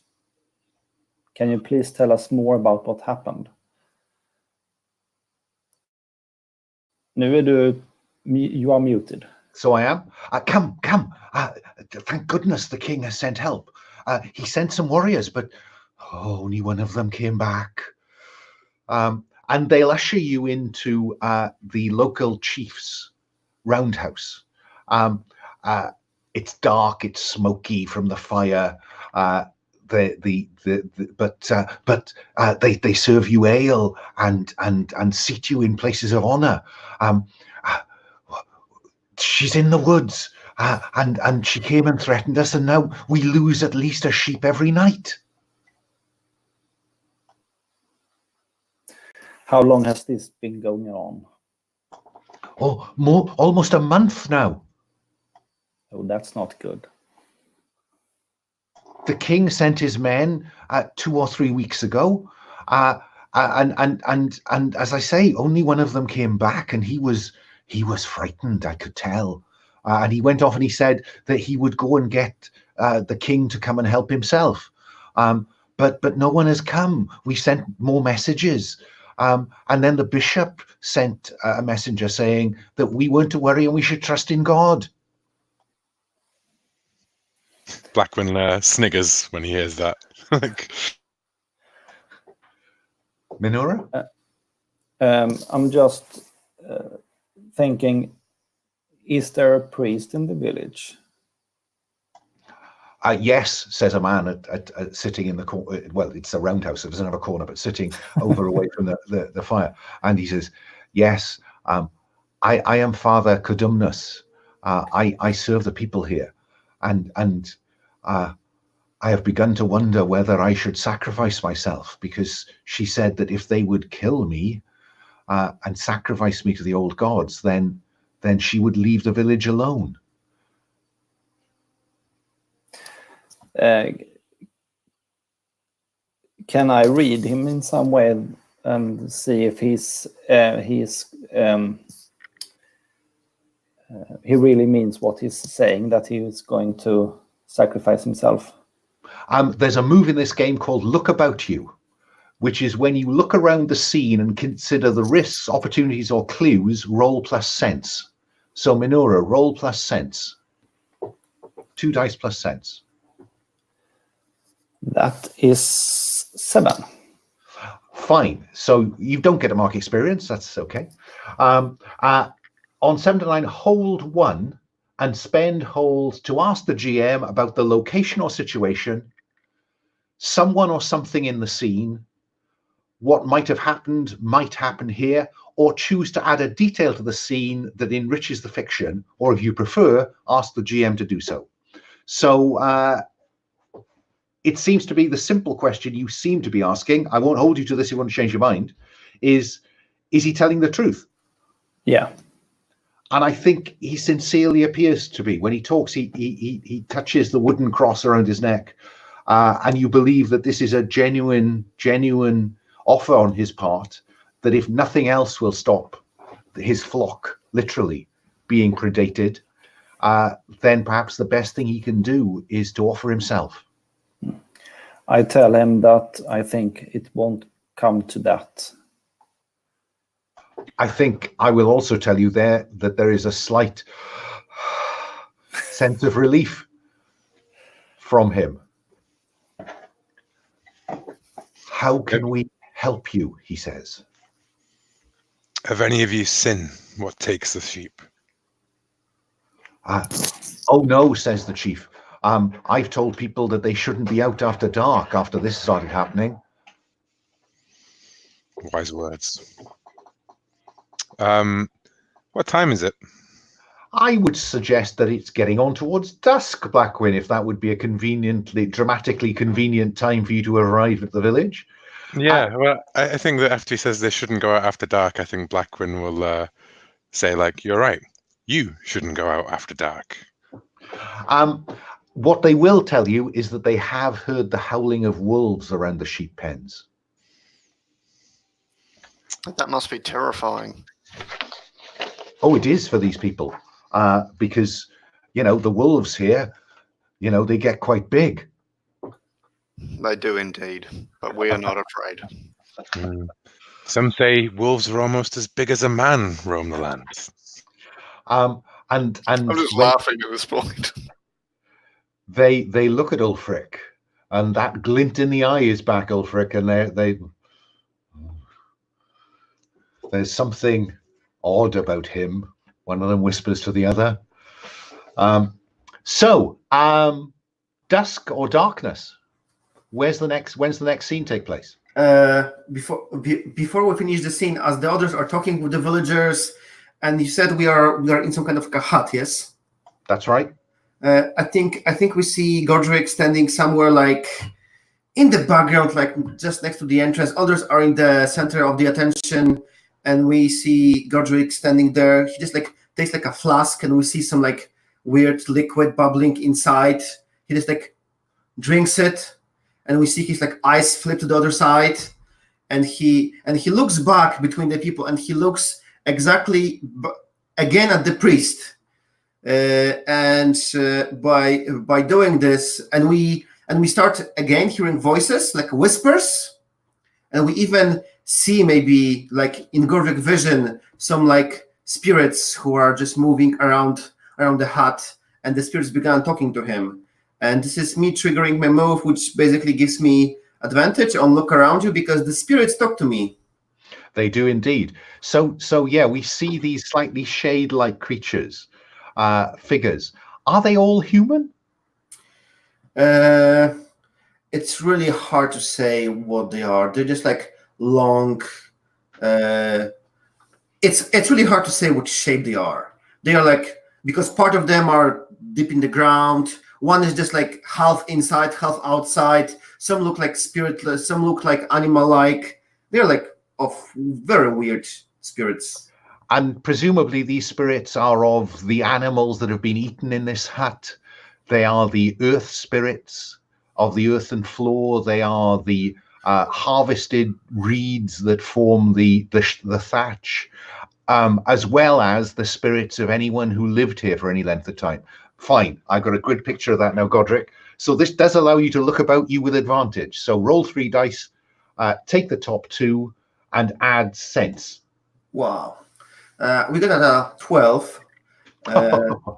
So what I want the whispers to, what I want to ask the spirits is there some connection between the priest and the witch? By this I'm meaning, has the priest somehow wronged the witch or something like this? It seems weird for her to just like target a random priest. I'm just like curious. Is there some more of a connection between the witch and the priest? I think that the spirits whisper in your ears that before he was a priest, he was the son of a wise woman, perhaps a wise woman steeped in the old ways. That's one question. You got another one to come?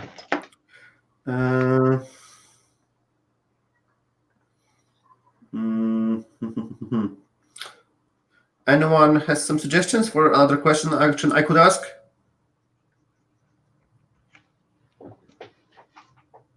From the spirit world? I had a feeling like maybe some of the people that went, soldiers that went and came back and they were scared, like he was watching and the spirit sort of give that away to you, that he's been touched by the crone or something.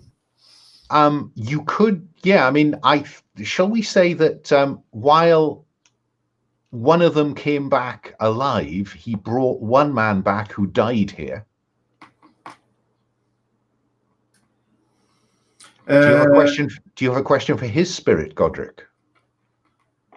Wow, yeah, I have a.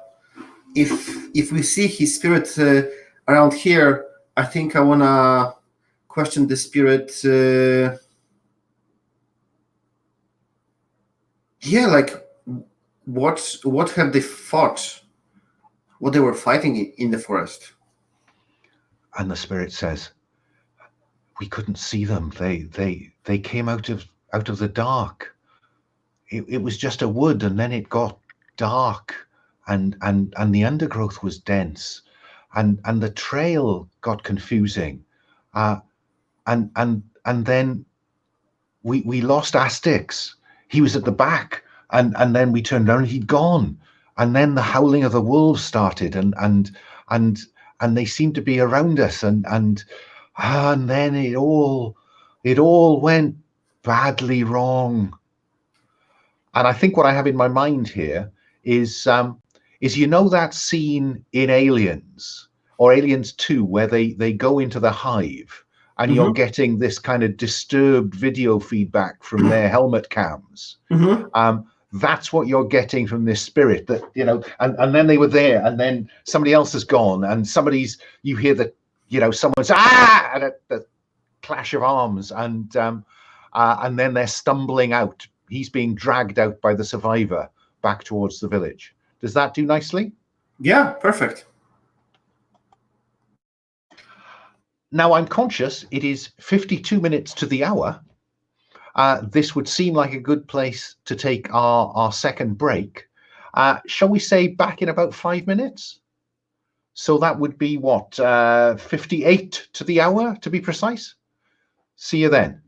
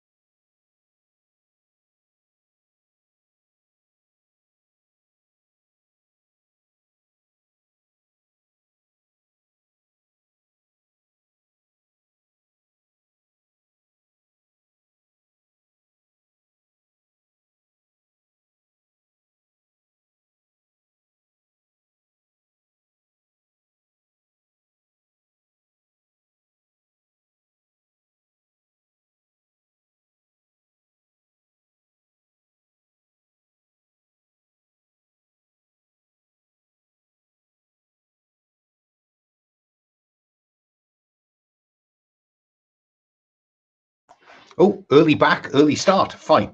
So, that is what you have learned then of this witch and her circumstances. How do you want to proceed? Because night is falling. Shall we cut to us looking at the tracks in one of the farmyards or something? Out among the sheepfolds as full dark or dusk? I thought we'd take a watch on the sheep pens tonight and travel out in the morning for the hunt, But maybe we can we can encounter whatever dark servants this witch is using, and test our mettle. I think Godric definitely shared with you the information that the priest here is a son of a wise woman, and that maybe, hard to say, possibly the witch, he might be the son of a witch, and she might be coming here for a revenge. However, Godric didn't suggest any course of action, but that's one vector. Well, whatever her vendetta is, it will end when her head comes off her shoulders. Now, I think we've reached the point in the game, Ulfric, where you'll notice that with the werewolf move, mark the basic move that the GM agrees will always have advantage because of your choice of beast. So which move do you want to highlight in the kind of alongside the subtle steel sense, savage soul attributes that will always have advantage because of your form? So this is a basic move? Yes.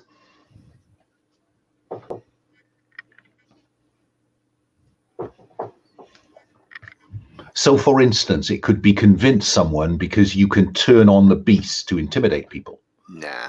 I'm thinking look about you because of hearing and smell.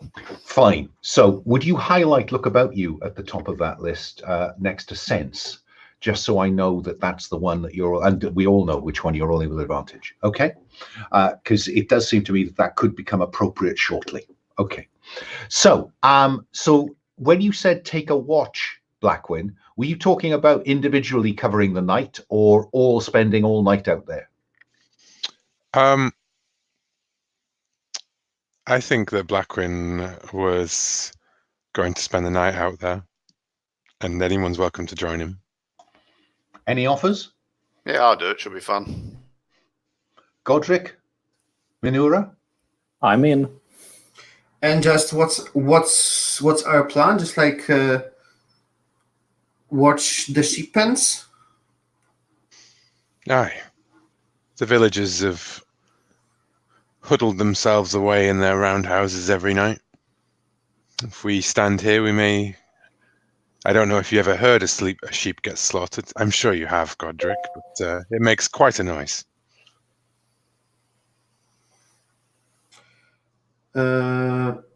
Yes, let's be on the lookout. Okay. So, what phase of the moon would you like it to be, Ulfric? Just curious, because you're kind of naturally attuned to some of this stuff. Like gibbous, so 3/4 full. Yes, and clouds occasionally obscure it and then clear it, turning the meadows around the sheep pens silver in the moonlight, and then into deep shadow as the sheep just move about in their pens. Who is... I think it's probably Ulfric who needs to roll for look about me, given what we've just discovered, what we've defined in the narrative. Okay.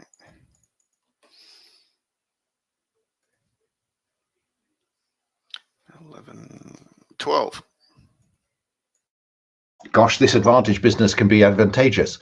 There is the scent of wolves on the wind, Ulfric.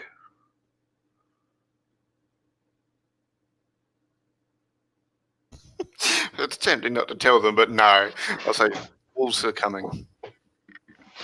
I played a werewolf yesterday as well, and yeah, sometimes they're not cooperative.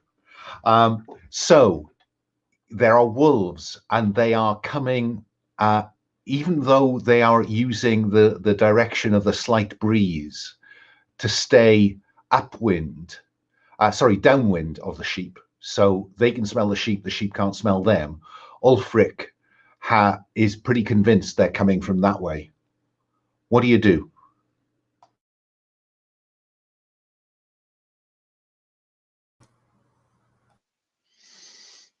I'd follow Ulfric's lead. Like since we reconnected a few months ago, he seems to know his way around the hunting business. Seems a lot better than I remember. Was never much of a woodsman before. To take a leaf out of the Blades in the Dark, Forged in the Dark playbook, are you going to stay hidden and wait for them to come to you in a stealthy kind of way? Or are you going to go out and confront them in an assaulty kind of way? Since I'm reckless, I'm going to go out and assault them, but I don't mind being the target if you guys want to do the ambush stuff. I mean, I'd maybe suggest that I don't think that Blackwing, we're hunting wolves, right? You don't get the jump on something that can smell you coming. I think Blackwing's just going to join you in an assault on them. Unless our pagan mystic has some way of shrouding our scent. I'm just like, gosh, I don't want to hug the spotlight, but there are so many cool power moves over here. I think I wonder if it's possible for us to have like prepared a trap. Sort of like, I imagine that the sheep are in the pens, so we like push all of the sheep into the furthest pen, and then kind of like leave the place open for the wolves to like approach the pen, and then just like make an ambush in the before last. And by ambush, I mean it is partially already covered with salt and with markings, but we just need to like lure them inside, and then I can close the gate, bar the last part, and then just like making it possible for them to leave this like pen. That's how I imagine it, if I communicated it right.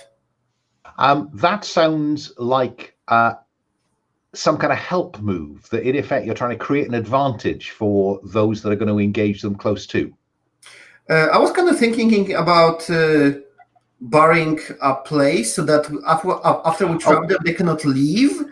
Sorry, I misunderstood. Fine. So the place doesn't have to have, you could try to hold them in a patch of ground. You don't need to have them contained by a wall. I know, but okay, it sounds like more fun this way. Okay. So you're going to leave one of the sheep pens open and hope to entice them in. Yes. Okay. And Minura, where do we see you in this setup?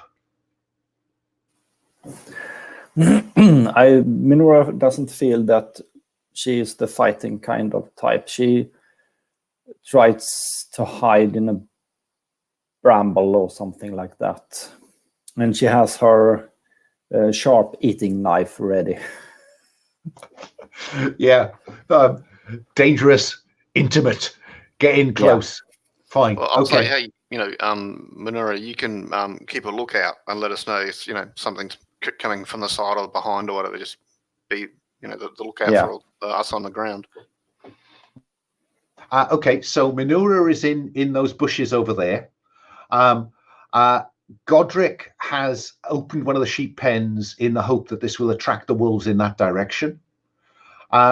Ulfric is just making sure the sheep don't scatter out of the pen, and Blackwing is with Ulfric.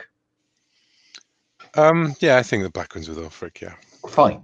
And so out of the darkness, Minura, from your point of observation, you can see the dark shape of some large wolves beginning to move towards the pen. Occasionally one of them will look up towards the moon, and you see the glint of moon reflected in their eyes. I think that you tell me when you do something, Ulfric. I think your reaction will be first, and Blackwing will follow that. Ulfric, also tell me at which point any of those werewolf moves become active, i.e. at the point at which you transform. Yeah, as I'm going to try and come at them from the side and transform as I'm coming at them. Okay. So they're coming towards this pen. Godric, I have you on the far side of the pen, hoping that when they come through that little gate, that pen gate, you can then do something to trap them inside. They're getting closer and closer and closer. Ulfric, can you face danger for me, please? Because I think the temptation to transform and go at them is getting stronger.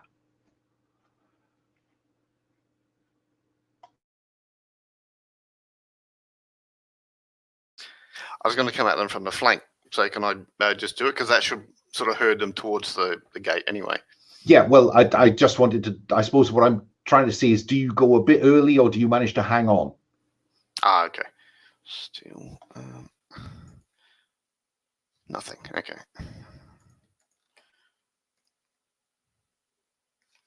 11. Fine. You can hit them from the side right now. One of them has gone into the pen.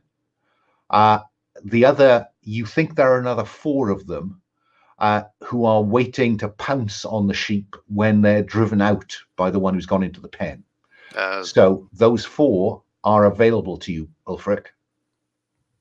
What do you do? Yeah, I'll just pounce on them. So this is a straightforward attack to kill. Yep. Fine. Let's have you go for fight first, and then let's see how much hell breaks loose. Do you want to describe your transformation to us, though? Because again, I'm keen to use the special effects budget. Yeah, because he kind of went for a jog in a semicircle so he could come at them from a flank. And as he was jogging, he's crouching down, and his fingers and toes are growing, and he gets all furry. Just looks bigger, and then he's sort of loping on all 4s. So he's in hybrid form at this point. And then just sort of leap up and smash into one. He's kind of grabbing it and raking with his claws, which is actually a cat move, but still. Yeah, who knows how a semi-humanoid wolf attacks? So your wear attacks are claws, 2 harm, ignore armor. Yeah. Yep. Fine. So let's have you fight with those claws, please. Hang on, that didn't. Ooh, 4, but I've got add 3, so 7. 7. So there is an exchange. No, I'm going to give you surprise on this first one because I don't think they're expecting you. So you do 2 harm on this wolf, and I think that probably you slice. Well, you tell me. What does that look like as your claws? Yeah, trying to slice its guts because some are piercing. So yeah. You disembowel the first wolf, and it rolls over with a yelp. And you're on to the next one. Yeah, I think I'll stand up. I think I'll just stand up and howl. Fine. Blackwin, what do you do when this happens? I think Blackwin charges in. Go for it. I think that surprise has passed, so this will be an exchange. So roll to fight, Blackwin, with your axe. That is a 11. So fight. When you try to do some harm on 7+, you inflict harm on one another as established, and you mark a condition. So these wolves are doing 1 harm. Okay. So do we see you fend that off with your shield? Yeah, I think the wolf jumps towards him and he just bats it aside with his shield, like out of the air. And I get to choose an extra effect, correct? Because you do. So what I was hoping for would be to force my foe where I want them, which is to essentially like kind of make sure that the pack is affected by Godric's spell. Fine. As possible. Yeah, so I think you bat one of them towards the pen, and it falls uncomfortably on the gate, and you hear it yelp, and the others back away from you towards the sheep and the gate. So yeah, I think they're in the pen, Godric. What do you do? I think we see Godric was hiding in some like bush just next to the entrance, watching this fight unfold. And as the last wolf enters the pen, he like stands up. We see the grass and everything like falls off from him. He just like jumps on the gate, just like swings the gate, and like quickly like pours the salt over it, marks some signs with like a coal, and say, wait, I need to find the proper words to say. Almighty Thier, please help me protect so that they cannot leave. We have them at our mercy now. I think that's fine. I think that what you've done is to invoke the use of your power. So when you try to channel your power to influence the world around you, you've said which effect you want. Roll plus soul. Yes, and I need to say what's my power powered by. Yes. You need to tell me: are you going to take a wound or are you going to mark fate? I think I'm going to mark fate, so I'm going to 2 out of 3. Yeah, fine. It's fine to be doomed. Why not? Yes, and I won't bar a place for the scene, so I think I'm barring this, that they cannot leave this pen. Yes, I think you define the pen as the boundary, so they can't leap out of it either. Yes. Yeah? Fine. Roll plus soul. Ooh, it's a 7. So on a 7, we're down the bottom here. Yeah, so you get the effect, but the GM tells you what goes wrong. What I'm going to tell you is that it does not last for the entire scene. Mm-hmm. You have an action or 2 each, and then the effect will go. So what do we see happen immediately that this is barred by Godric? Minura, I'm going to come back to you just to make sure that you're still in the bush, taking cover. Yeah, but I'm getting a bit giddy. But I'm not doing anything yet. Okay. Ulfric, go back to you first, because I think your reactions probably have the edge in a fight. What do you do? Yep. So all the wolves are in the pen? They are. Right. I quickly stalk over and I'm going to use convince someone because I've got dominance and I can actually talk to them. You can. So you can use the convince someone move against these some things. Yep. Okay. So it's just subtle, which is not my strong point, but yeah. Oh well. -1. Give it a go. And your social disadvantage doesn't count in this context. Okay, so it's 9. Fine. So on a 9, they'll do it. So what are you wanting to convince these wolves to do? So I'd say, tell me who sent you. Where are they? They're not werewolves. They're just wolves. But I will tell you that someone did send them, and you can scent woodland and forest on them.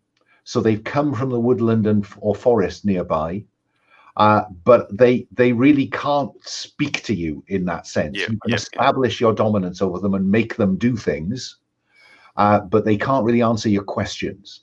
So I'll give you the fact that they smell of the forest for nothing. So what do you want to convince them to do that they could do? Find a new territory. I don't know, get a new, go hunt somewhere else. Yeah, because you rolled a 7, they'll do it for you if you do something for them first or owe them a debt of honor. Now, honor among wolves, not sure, but if you want to go that route, So would you mark on your sheet that you owe the pack a debt? We'll know which pack. Yeah? Yep. And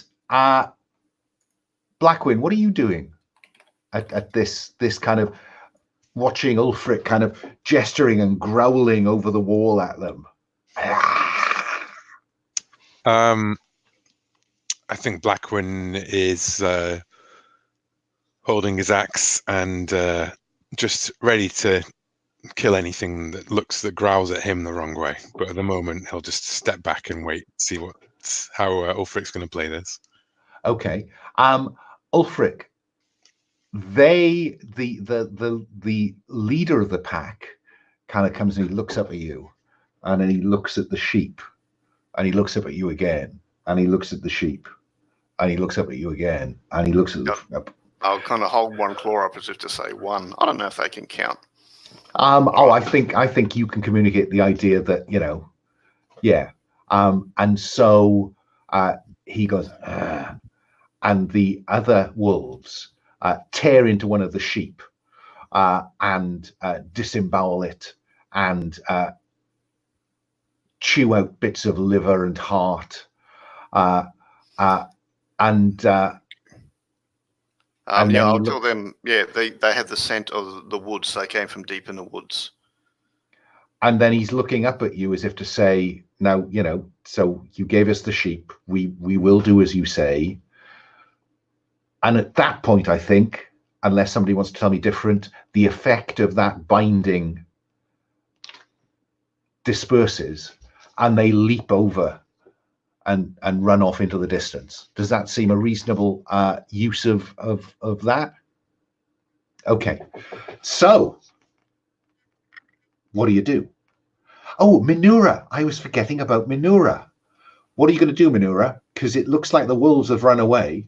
How are those jitters going? They are there, but I think I will start going back to the village and muttering about myself and pondering about what have happened and try as I see it all. The strange thing is, Minura, that it's like the thorns. You hadn't realized how thorny these bushes were when you waded into them, and they're kind of it's almost like they're making a conscious effort to hang on to your clothing. Would you roll the move to face danger, please?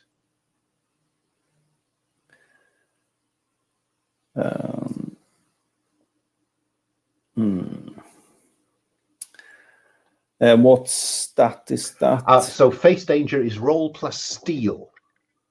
And that's a 3. Oh, gee whiz. Oh, right. I think I will hint at future badness, Minura. And as you're getting kind of tangled up in this was not a thorny bush when you arrived in it. And you hear a whisper in your ear that says, "Hello, little girl. You would make a tasty morsel for the old gods." And then, as if the plants around you almost relax, and it's not as thorny as you thought it was.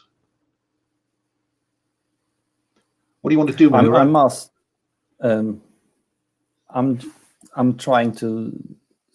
First, I step out of the bush and look at my new dress, my new clothes, and see that they are fine. That's the most important thing. It's almost as though they have been maliciously damaged. It's almost as though those rose thorns picked out the nicest piece of embroidery around the hem and have caused it to fray. And the attractive border around the front of the dress is now flapping loose. It feels like someone has spitefully sought to hurt you. Yeah? Yeah. But I think I'll now try to start walking back to the village muttering for myself and thinking about what has happened, and try to roll I see it all. Yeah, I think you have enough additional fiction now to begin to try to piece this together. So go ahead, Minura, roll 2d plus sense, which is 2 for you, I think. Yeah. You can't. And I got a 4. Oh my goodness me! So you're notching up experience like fun. So you get a point of experience for having failed on that face danger. Yeah. And you also get a point of experience for this one as you look about you. And it's like the whisper says, complicated, isn't it, my child? How complicated life is. Yeah. I can only agree. Blackwin, Godric, Ulfric, I'm going to let you see Minura set off back to the village. It's only, 50 yards away, 50 paces away. What do you three want to do?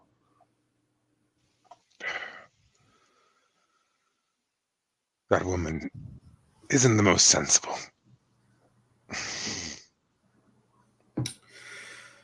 I'll stalk over to her, but I'll put my paws up so it's obvious I'm not actually going to attack her or anything. I just say, the wolves came. I'm just curious, Ulfric, have any of these actually seen you transform before? Well, my brother-in-law definitely has. Okay. What about Minura? Well, you said we've been traveling a while. Okay. Yeah. Fine. You trust one another. She knows about you. You know. Yeah. Fine. That's but, that's very fair. I'm standing here with my paws up like this. I'm not bounding towards her, growling or anything. I'm just saying, the wolves came from the woods. Do you want to go and see where they came from? If someone or something sent them?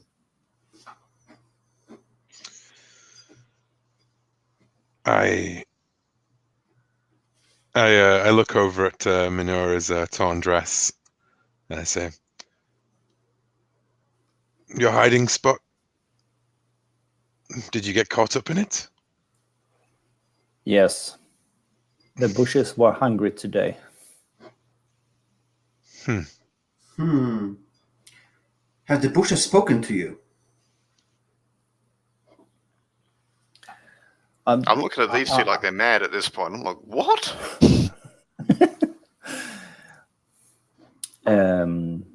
I think that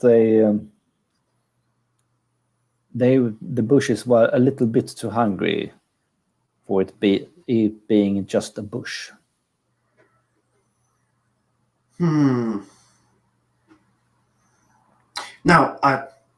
can you cut out this part which was damaged by the bush? I need it.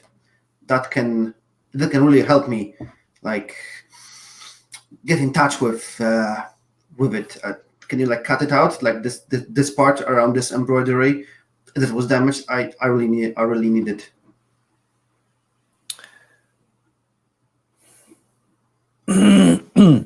No, Minura doesn't want to ruin the dress anymore, so she doesn't. Mechanically, there are a couple of options open to Godric. It is possible to convince a PC to do something. It is also possible to call in a debt to encourage them to do something. So, Godric, do you hold any debts on Minura? The question is whether you want to invoke the convince someone move. You can convince PCs on 7+. They mark experience if they do what you ask.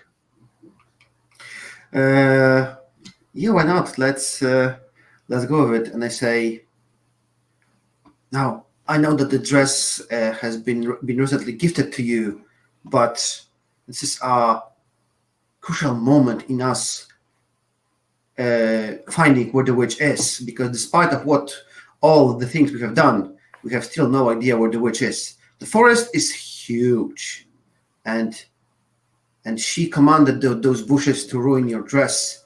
I can smell them through it. I really need this one piece. Roll plus subtle, Godric. Oh yeah, I am so subtle, just already standing there with a knife, just ready to cut it. I'm just like so subtle. Oh yeah, it's a 5. I think I'm going to give Minura a debt of honor on Godric, because Godric realizes, or didn't quite realize how important that dress is to Minura, and is suitably apologetic. So, Minura, you now hold a debt on Godric for this insensitive behavior. Yes. Yeah. The question remains open. Do you go back to the village, or are you going to set off in pursuit of this so-called witch now? I'd vote for mourning. There's only one of us who sees well in the dark. And mechanically, if you stay up all night, I will have you mark wearied at dawn. All right, morning it is, and I'll change back to human. Anyone want to do anything, or can I cut to the edge of the forest mid-morning tomorrow? Godric, haven't receiving the piece of dress, he will go exactly to the bushes where Minura was hiding, and he will hide in those bushes.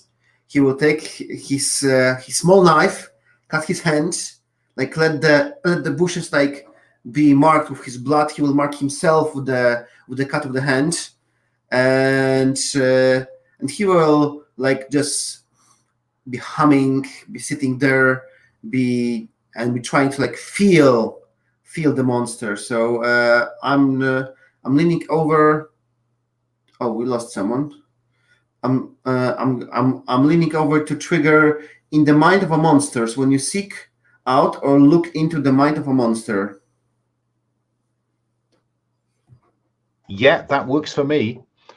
So roll plus soul.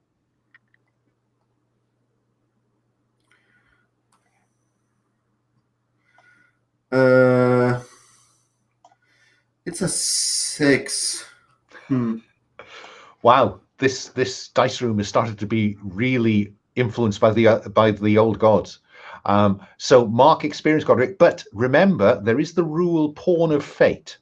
You can spend a point of fate to improve a roll by 1 step if you want to. Yeah, I really want to, and however, it's really hard for me to say how I am particularly pious in this particular moment, other than I'm always like praying to my gods. Do I have to like invoke my heroic trait to do it? You do, but you see, I think that if you're asking your gods for their help, in effect, you're sacrificing your fate to them, believing that they will help you. Yeah, I think after a moment of seeing that he doesn't get a connection with it, he just changes his tactics, and he begins praying to Thunir. Thunir, I am your worthy disciple. Please find me worthy and grant me the power to hunt the evil and vanquish it in your name. So yes, why not? I will spend fate and improve that from a fail to a marginal success. And on a marginal success, hold 1 and spend them to ask, where is it now? What is it now planning to do? Who or what is it going to attack next? What does it regard as the biggest threat? How can its attention be attracted? So I wanted to like open this up to the group because we have no idea where it is. I'm not sure if you want to go and find it at the witch place. That's one of the options. But I could also ask the other questions, which could be very interesting. Well, like, what is it going to attack next now that the wolf no longer serve it, and we could lay a trap over there. Any particular ideas? How do you want to approach it?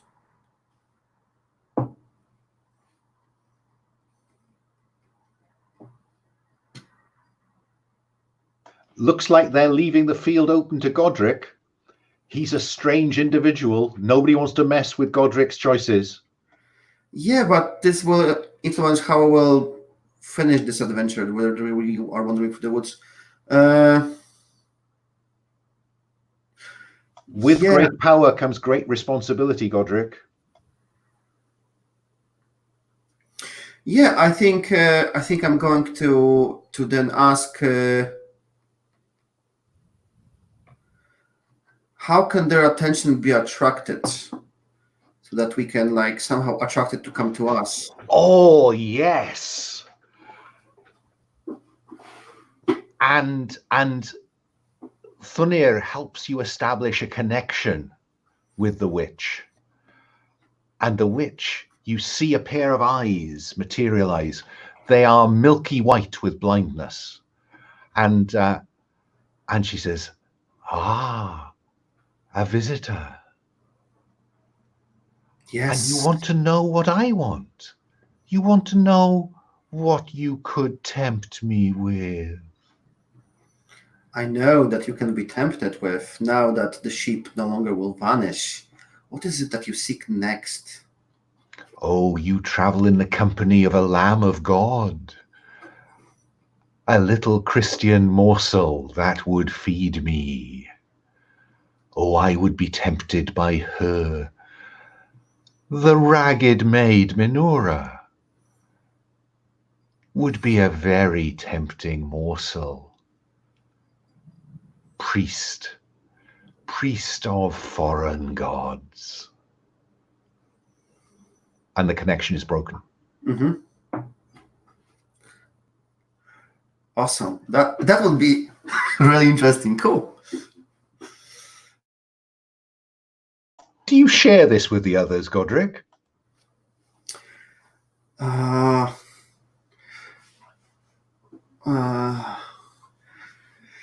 Do I? Gosh, I like for the players to know, but not the characters. I'm deceitful, so I think I'm coming to them, and well, before you make a decision, if you decide not to tell them, but maneuver Minora into being bait, that would be deceitful, and I would give you a point of fate back. That's my idea, to like send her as the bait forward, and us just like backtracking far behind her. Well, if at the point you can engineer that tomorrow morning, okay, I will give you a point of fate back. Yeah, that's the idea. I could just suggest, Pavel, it might be better to have Minora be trailing behind us at the back, because that way me and Ulfric won't be like, we can't send her in on her own. But like, if you leave her being the straggler, then oh, I was Godric. You were supposed to keep watch on our thing, Yeah. Alun, I am sort of conscious of the time. I was, for a possible twist, maybe we go to bed with the intent to go in, mid-morning, but the witch comes to us during the night. Oh, I'm prepared to go with that. Yeah, let's. You can start with me. I can be the test dummy. Well, I think that in terms of the sleeping arrangements, of course, Minora will not be allowed to sleep with the three of you, because she'll get a place in the chief's hut, which he will give over to her, because she's highborn, isn't she? Whereas you three can sleep in that hut over there with, the less important people. In fact, the chief will move his family into the hut with you, leaving the chief's hut to Minora. That's only proper. So, we have got an hour and 20 minutes to play, though, haven't we? We are playing 4 hours. Yes. Yeah, right. Just checking. But no, I'm very happy to cut to the dead of night. Godric, I'm going to give you that point of fate back, because I think that what we'll have is a little montage of the chief saying, "Oh, you must sleep here, Minora," and Ulfric perhaps being slightly nervous about leaving her on her own, and you saying, "Oh, she'll be fine. It's the chief's hut. We're only sleeping over there." Yeah, just to narratively get us to that point, because I think it was a lovely idea that you would know that she is the bait. So Godric, having staked her out, are you staying awake? Of course. While not telling Ulfric and Blackwin that you are.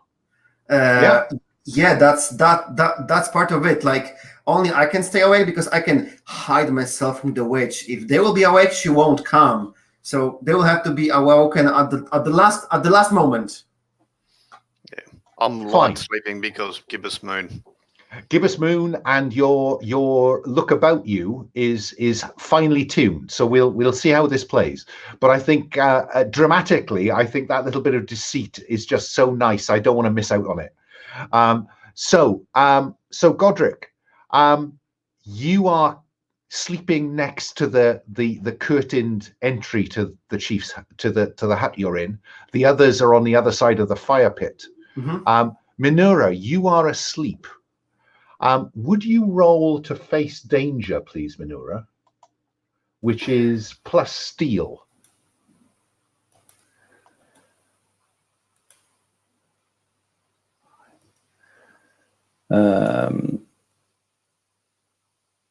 Five.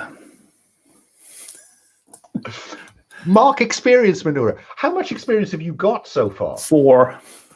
Is that all? It seemed like more, I have to tell you. So, okay. So you are fast asleep. And you wake to find an old woman staring down at your face through blind, milky eyes. What do you do, Minura?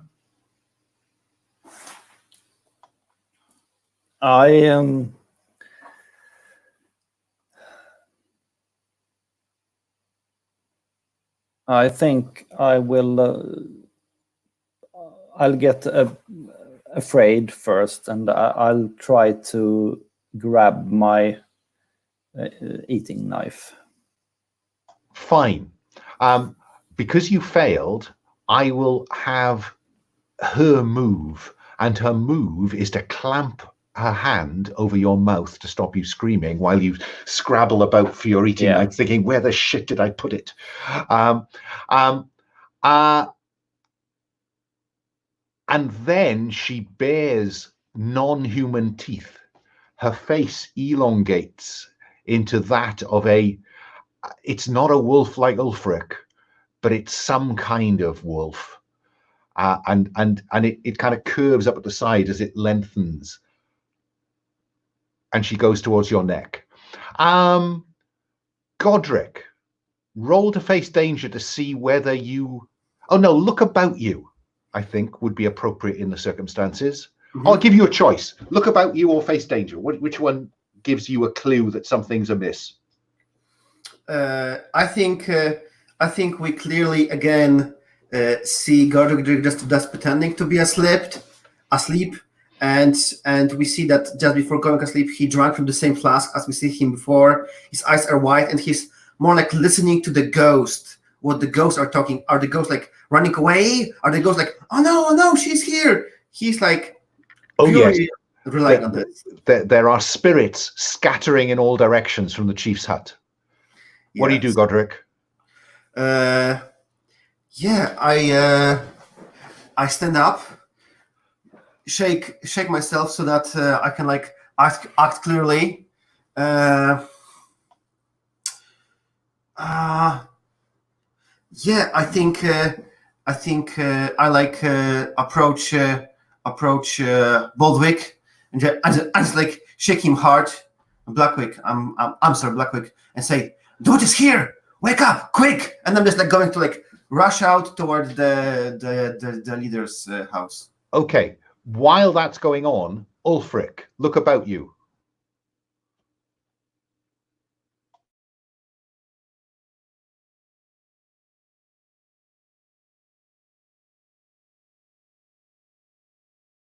Remember, that's with advantage. You are still muted, Blake, if you're saying anything. 8. 8. On an 8, you can look about you and ask me a question, or you can ask me to fill in a bit of fictional detail. Fill in a bit of fictional detail. You know that smell. That old woman is in the chief's hut. So I'm going to allow Ulfric to act first, because Godric has acted to waken Blackwin. So I think Ulfric's senses wake him up. Meanwhile, back in the hut, Minura, would you roll to fight, please, to see if you can stave off these jaws? So roll plus savage. Savage. That will be a 10. Oh, Minura comes through. You find the eating knife just at your reach. What do we see you do? I slit the witch wolf thing at the throat. So on a 10, there is an exchange of harm. So you will take, I think it's 2 points of harm. So the first one is wearied. The second one is one of the wound boxes. Yeah. Because she does get her jaws around your, but I think probably because you come up with a knife, you probably get it on the forearm, not her throat, and then you cut back to slice open her throat. So you do 1 point of harm with that eating knife, but you also get an extra effect. Do you want to gain advantage that can be passed to another character? Do you want to inflict greater harm? Do you want to take less harm? Or deflect, or do you want to force your foe to where you want them? For example, out the door. I think narratively that might be a bit strong, but off you might be doable. I didn't really catch what you said, but I think I'll try to make it so that she is unaware of Ulfric coming. Oh, good call. Yes, so Ulfric will arrive with advantage. So you've marked the damage. I've marked a point of harm on her, and blood gushes into your face. That poor gown. Ulfric, you arrive through the curtained entrance to the chief's hut. What do? She doesn't know you'll have advantage. Yeah, I was thinking of changing on the way anyway, so I should just put both claws down her back. So roll to fight. So...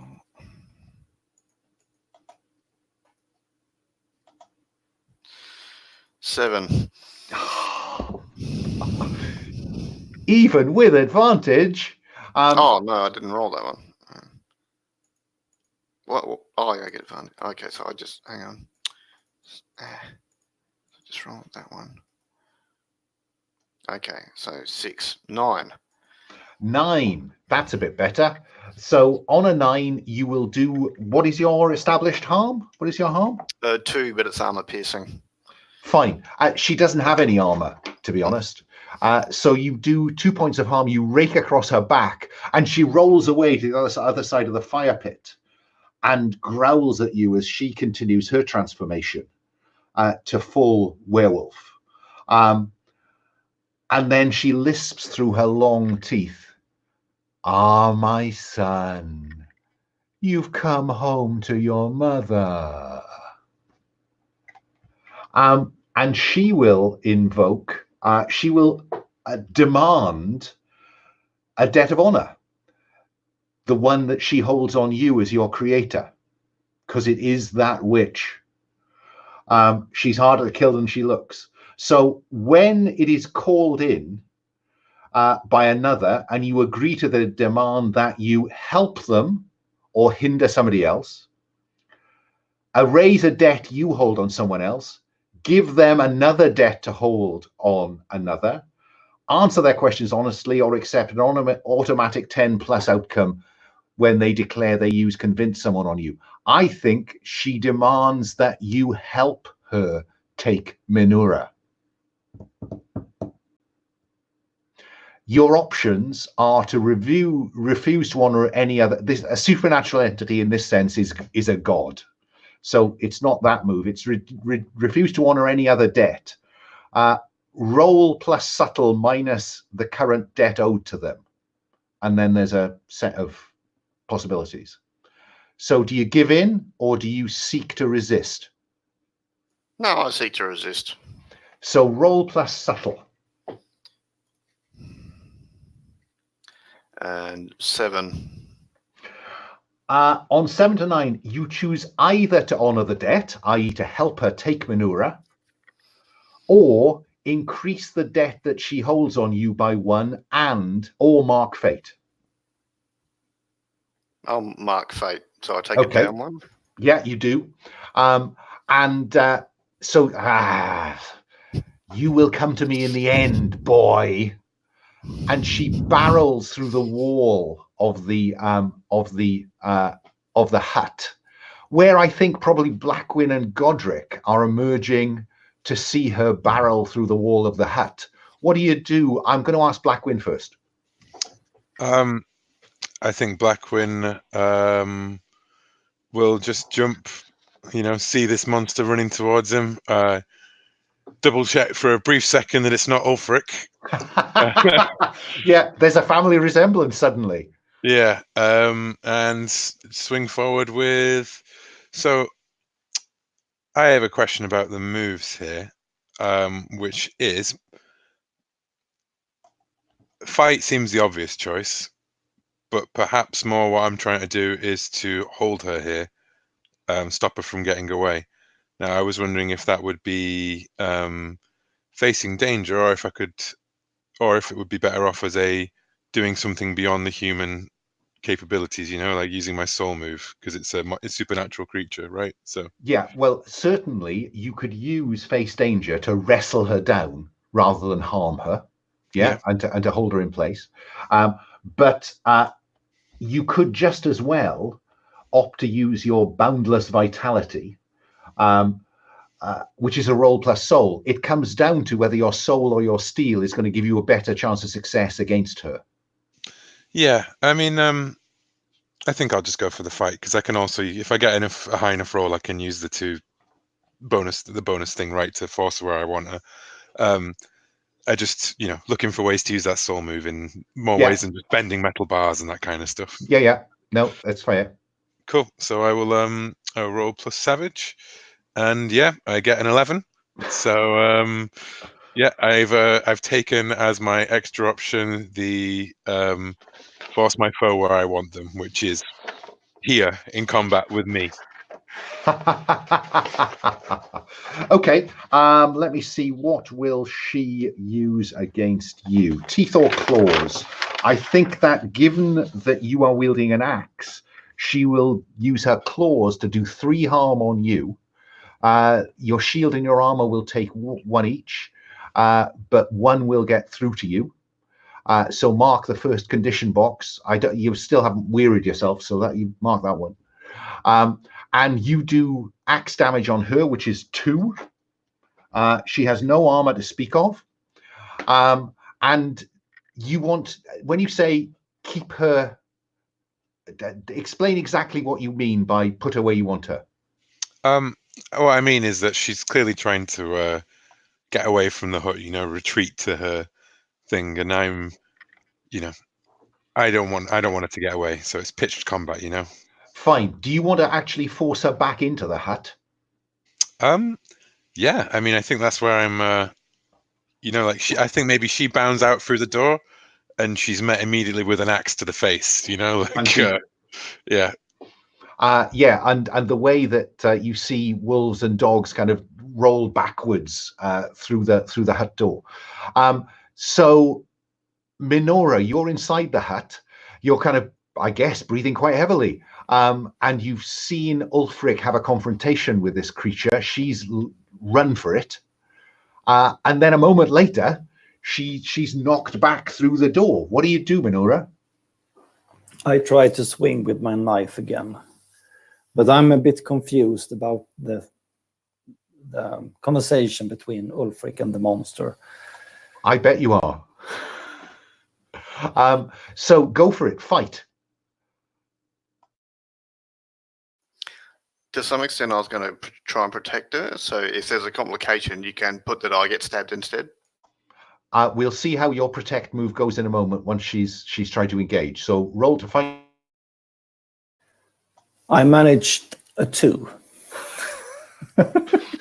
Mark experience, and with 5 experience, you clear the experience track and consider which additional move you'd like. While Ulfric, what do you do? Yeah, I dive in the way and take it because I'm not hurt yet. So Roll to protect someone. When you try to protect someone from harm, roll plus savage. okay, 1.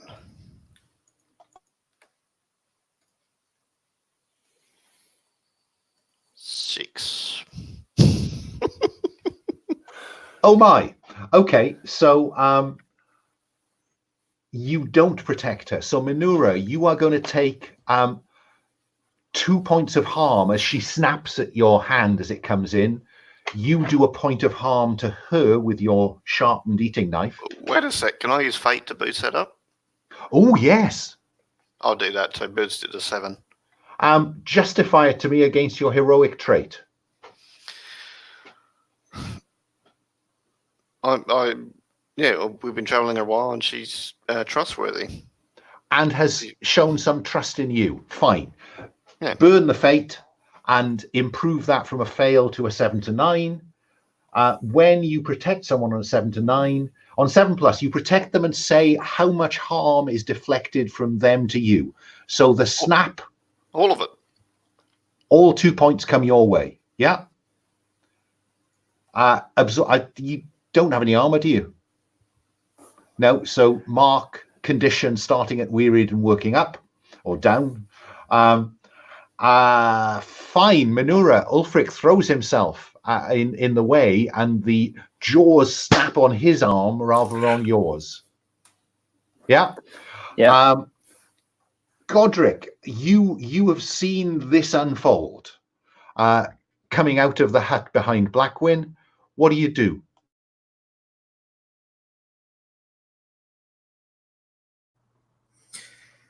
Yeah. I think Godric, seeing that there is like more than usual amount of claws and sharp objects flying left and right, it weighs heavy on his souls, but he thinks that he needs to lock them into the hut so that either they kill the witch or the witch kills them. It's a tough thing. So he like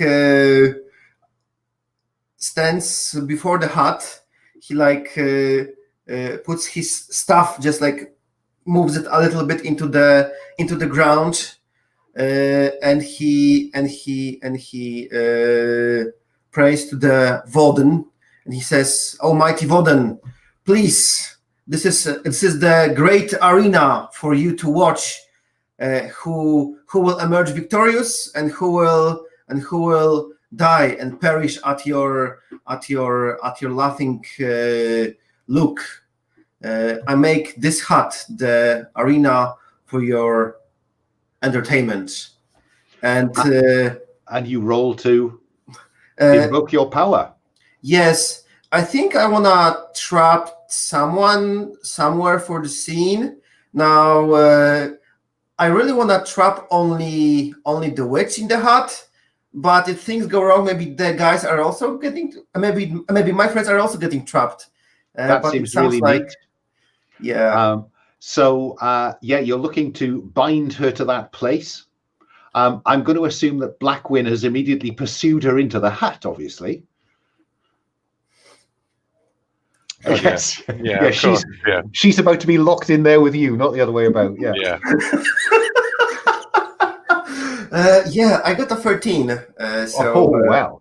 So that goes terribly well. And you are outside there, barring this. And meanwhile, she's inside with Blackwin, Ulfric, and Minura.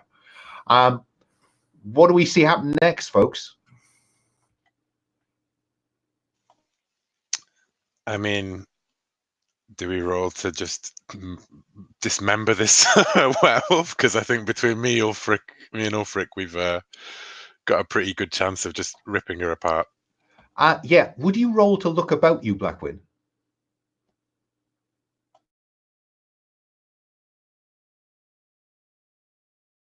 Which stat is that plus? Sorry, that's It's sense. sense. So I have an 8. On an 8, you can ask me a question about how best to end this, for instance. Yeah. How do we kill this thing? The hard answer to that question is it's going to be difficult because you can already see the wounds that she has beginning to seal up. Yeah, well, I think Blackwind's approach to that is let's see a healer, a decapitation. Okay, so fight, Blackwin.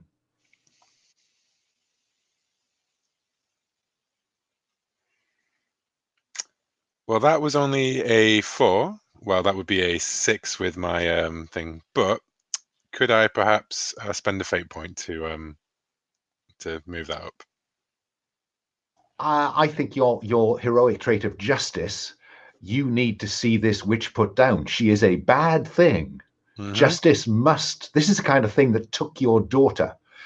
Right. So certainly. So you can improve that to 7, which means that you do another 2 points of harm on her. But she does 3 on you. You absorb 2. 1 gets through as her claws rake through your scavenged armor. Ulfric, what do you do? Yeah, I try and tackle her to the ground and bite her in the stomach, the fleshy part of the stomach, I guess. Go ahead.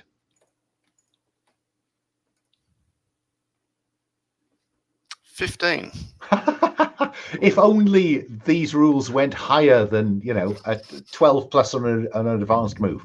So, yeah, you do 2 harm, isn't it? Yeah. Yep. And she does 3 on you as her claws rake through your hide, for want of a better word. Yep. And you rolled high enough to get an advantage. Well, I'm dying, so this is not going terribly well. No. Advantage. So that's under fight, is it? You've got gain advantage that can be passed to another PC. You inflict greater harm. You deflect their blow to take less harm, or you force your foe to where you want them. I'll give advantage to Minura because she's focusing on us big warriors sort of thing. Okay, so Minura, you have something of a free move here with that advantage. You will get to roll 3 dice to do what you want to do and take the top 2. What do you want to do?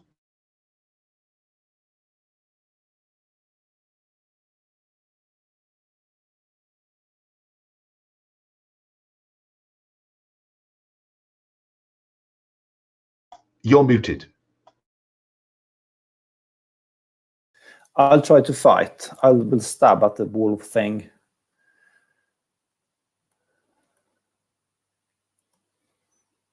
Alan, you've done it again. That'll teach me. I should just stay unmuted. Roll plus savage with 3 dice, taking the top 2, Minura. That will be 9. Ooh. We should have had Minura fighting rather than all this talky stuff earlier. So I'm going to give you... so you do a point of damage on her. But she bats you back against the wall. And you take a... Could I protect someone? You could protect someone. Yeah. So never again is my move when it gets me just treat it as a 10+. Yeah. And I think that like Blackwin is like trying to get like a clean shot with Ulfric on top of the thing, and then Minerva leans in to like stab, gets it in, and then the beast like like her mouth like is about to bite thing, and Minura? Blackwin just and then Blackwin just like shoves his hand in the way, like kind of thing, like snatches it away. Maybe like even his actual hand like in the mouth, just grabs it. No, I like that. So you take the 2 points of harm I was about to inflict on Minura. Mhm. And on a 10+, you choose one. You can't choose to avoid some harm, but Mhm. you can draw all danger of enemies to you. You can inflict harm as established on the enemy while you're doing it, or you can also hold the enemy back and or block them.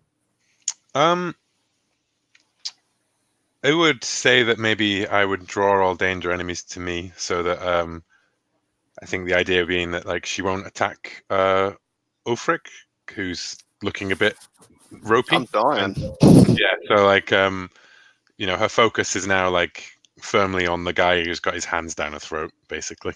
Yes. Yeah.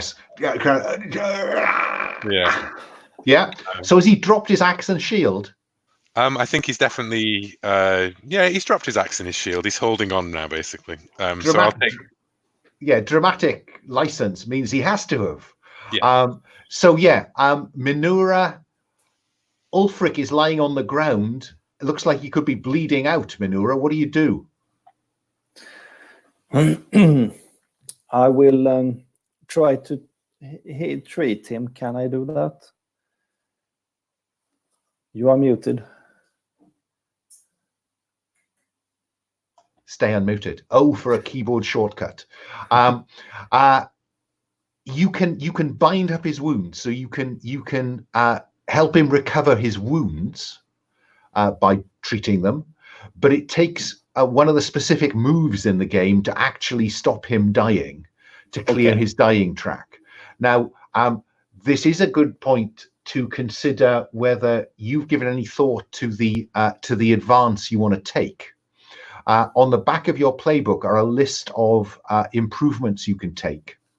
And I think that one of them, for instance, just to chime in on something that that Blackwin put in the chat, one of them is I think choose a move from another playbook, or am I misremembering? No, that's one. And I just wonder if you have considered taking perhaps one of the priest moves, which is in effect laying on hands and channeling the one true God. Yeah. In a desperate, I feel very desperate, and I don't want Ulfric to die, so I don't really know what I'm doing, but I'm trying to heal him. Well, what I'll do is I will just, because the drop down lists for moves only work on moves that start on your playbook. So I'm about to insert into Minura's, let's see if this will work. And that becomes,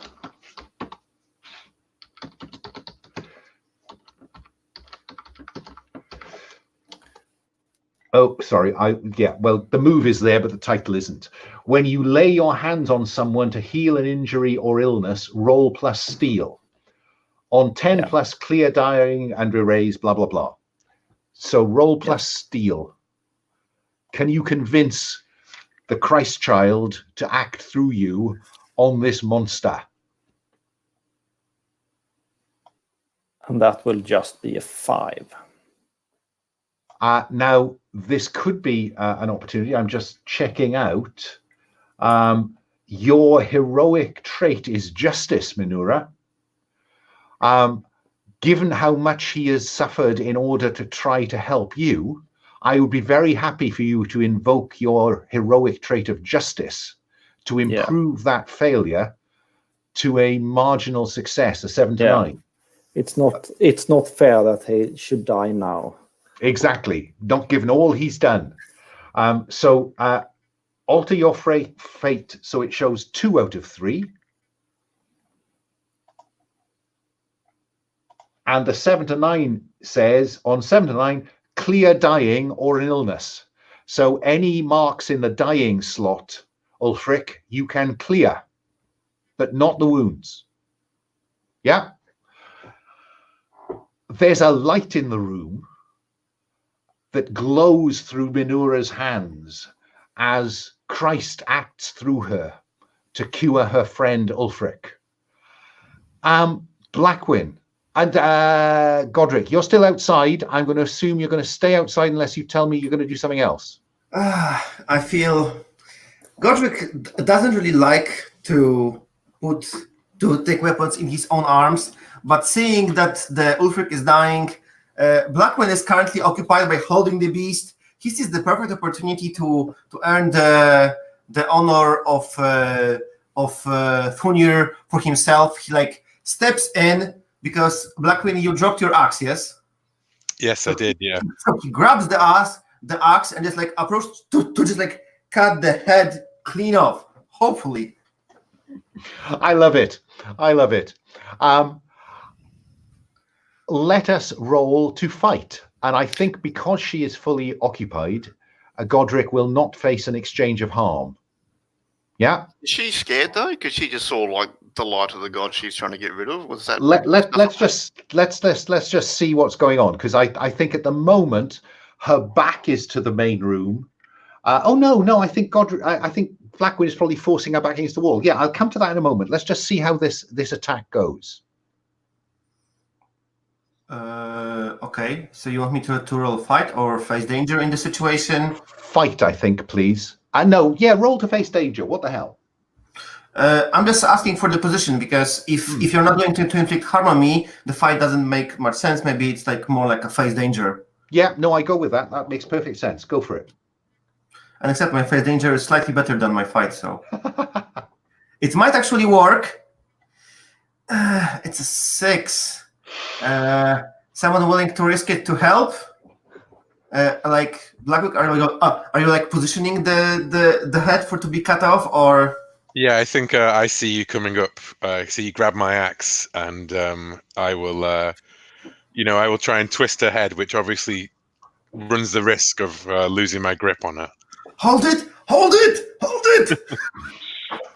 So I need to roll to help out. Is that correct? You do, which is roll plus steal for any other intervention, a non-social intervention. This isn't a social intervention. Well, I get an 8. He could lose his hand Tyr. So on an 8, you choose +1 or +1 or -1 on their roll, but you expose yourself to danger, risk, or a consequence. So yeah, you are at the sharp end of this, Blackwin, but you do get +1, Godric, which makes that 7 to 9. Yes. On a 7 to 9, the GM gives you a worse outcome, a hard choice, or a price to pay.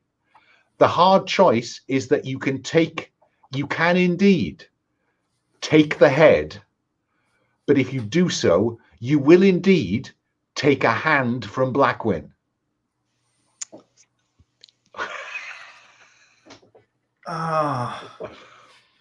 This is Dark Age heroism, Beowulf in all its glory. Will, are you okay with that? I'm fine with that. Yeah, I suppose he does wait for this perfect opportunity for you to hold the beast head, and then he just sees it will come up both. So, God help me, and not God. He will shout for Voden, and just cut it. And head and hand skitter across the earthen floor as she falls in a heap. Yeah. I think, given it's 12 minutes past 11, this might be appropriate for a quick 5-minute break, just while we soak up that bit of cinematic glory. Yeah, can I just end it with one thing? I think Blackwin stares like he's still holding the head, like, and is in one hand, and his other hand is off, and he looks down at his other at his hand that's missing, and he just throws the head at Godric. I'm going to make you also mark some harm, I think, actually, Blackwin. So mark, I think I have to give you 2 dyings on this, because there is a possibility you will bleed out unless somebody does something drastic in a moment. Fair enough? Okay. So at that point, let's have a quick 5-minute break. Shall we say we're back here by 16 minutes past the hour? Quick, very sharp one. Okay, see you then.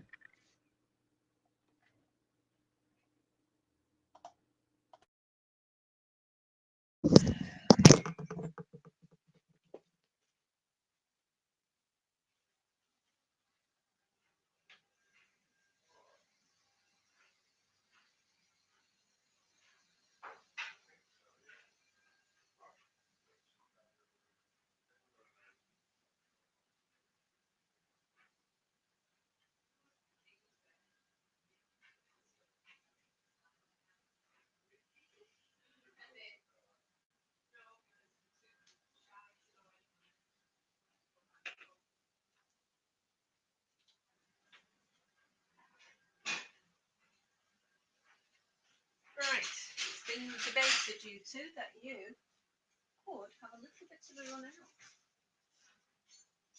You know what you'll do, you'll go and hide behind that stone right away, won't you?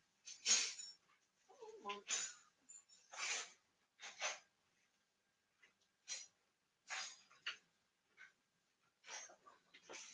Hey, you're too fast for me these days.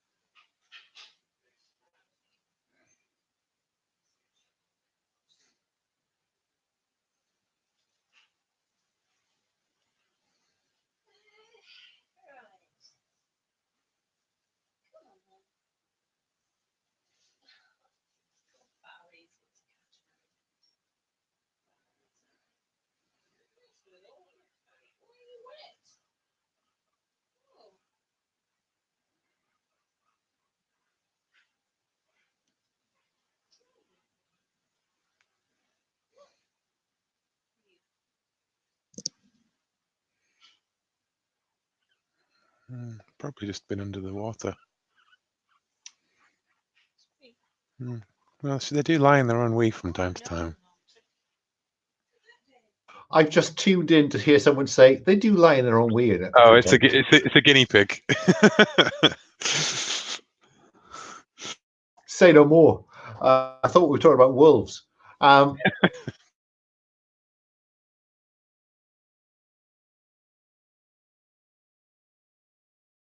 So you've somehow managed to mute yourself, Alan, mid-sentence. It's just a knack I have. We'll just wait for Pavel to come back while I find something that I rather like. He's leveling up as GM. Every time he talks while muting, he gets an XP. Let me see if I can find this.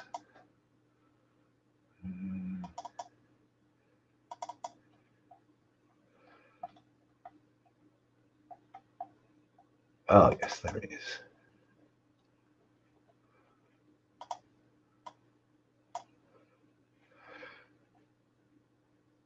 Okay. Pavel will join us in a moment, but I will direct you to the Places and Faces tab. And if you scroll down to the bottom of that, you'll find that you have been moved. It doesn't quite look like that. It's just a very nice illustration. You are in a stone circle. It is dark. It is cold. A fire burns in the center of the circle. And there are shadows and shades circling this stone circle. What's your immediate reaction? I think I'll start with Minura. Minura, you have seen the events just described go on. The body of the witch has switched back to human form and is lying headless in the center of this circle. You are no longer in that hut. Her head, gripping one of Blackwind's hands, lies some distance away. Blackwind is now standing there clutching his gushing, severed left hand. Would that make more sense? Yeah. Okay. What do you do? Godric is standing there with this axe, I think quite surprised at himself, if I'm honest. And Ulfric is lying on the ground looking a lot healthier than when you went to him. What do you do, Minura? I'll try to stop the bleeding. Blackwind's hand. I can go so far as to rip my dress to to tie it around. Oh, I like that. Yes, fine. So you are treating him. So let's just have a look at where we are on the on the position here. So Blackwind, you are standing currently on having marked wearied. You've marked 2 of 3 wounded and 2 of 4 dying. So with that treatment, you get 1 wound back. Yeah. Okay. But there is still a possibility that you may die if you, because while you are dying, you are unstable, and so a rough treatment or too much activity could start that bleeding again and start marking more dying boxes. Yeah. Fair enough. Can I use this opportunity to say to Godric, give that axe to someone who knows how to use it, boy.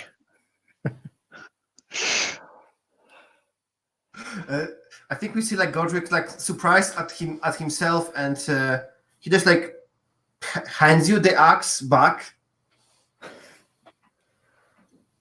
The gods have demanded that I take her head, but this is your mighty weapon, Blackwind. Yes, we take her head back to the king, and we get paid our guild. The only immediate problem with that is that it doesn't quite feel like you're in Kansas anymore. Meanwhile, Ulfric, you've cleared dying after the intervention of Minura, but you are currently, you've marked 3 of 3 wounds, and you are also wearied. So things are not looking great on that front. Godric is fresh as a daisy, really. And Minura is tired and a little bruised. So, and worst of all, her dress has been ruined. Indeed, there is the witch's blood spattered all across the front of it. The hem is torn away. Good God! Alrighty, I'm gonna get down on my knees and pray to all the Saxon and pagan gods with the enlighten me move. For which you will pay fate or a wound? Fate at this point. Fine. So tell us about the enlighten me. So when you ask for inspiration from your god, roll plus soul, and they can reveal some clues or hints. Hopefully. Watch me bugger this up. 10.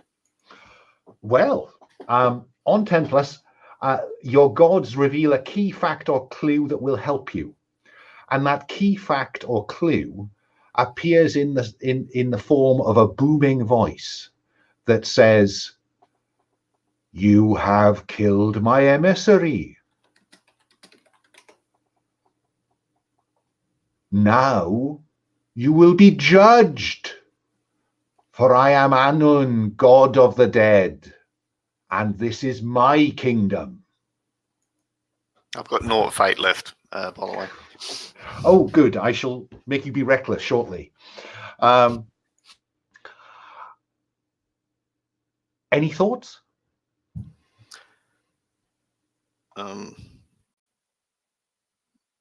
I'll say, take me, but keep Blackwin here.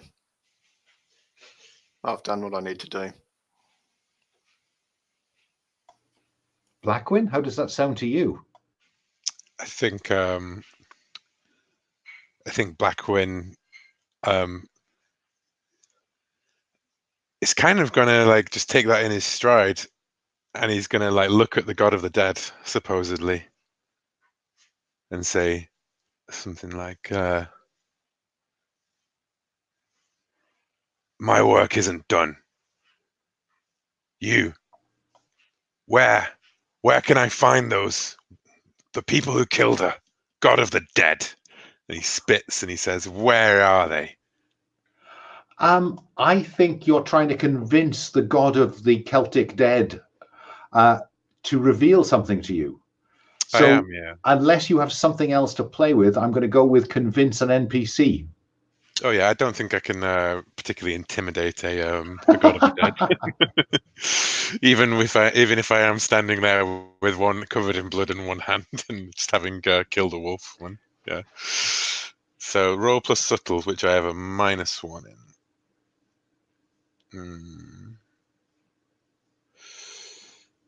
That is a 9. And you know what? I'm going to boost that up to a 10+ with the point of fate, because I think it's fairly reckless to challenge a god of the dead in his own land, right? I think it is. So I will give you a point of fate back and then spend it. Yeah. Yep. So yeah. So NPCs on 10+, they agree and tell you why, or tell you why they'll never do it. I'm afraid he's going to tell you why he'll never do that, because you're never going to be able to find them, mortal. And I enjoy the pain it causes you not to know. And what about Eotenweard? Ooh, you want to see Eotenweard again? Oh, that's interesting. Godric, what's your reaction to the situation? I missed the beginning of introduction. We were just like moved here. Yeah. Sorry. At the point where Blackwin threw the wolf's head at you, just before it transformed back into the old witch, at the point it hit the ground, you were not in the hut anymore. You were in a stone circle on a dark hillside, a sunless sky lit by what seems to be moonlight, but it's too dispersed to be a moon. And there are shades and spirits circling the stone circle. And suddenly the stone circle in your earlier vision is clear. It is this stone circle. Yeah?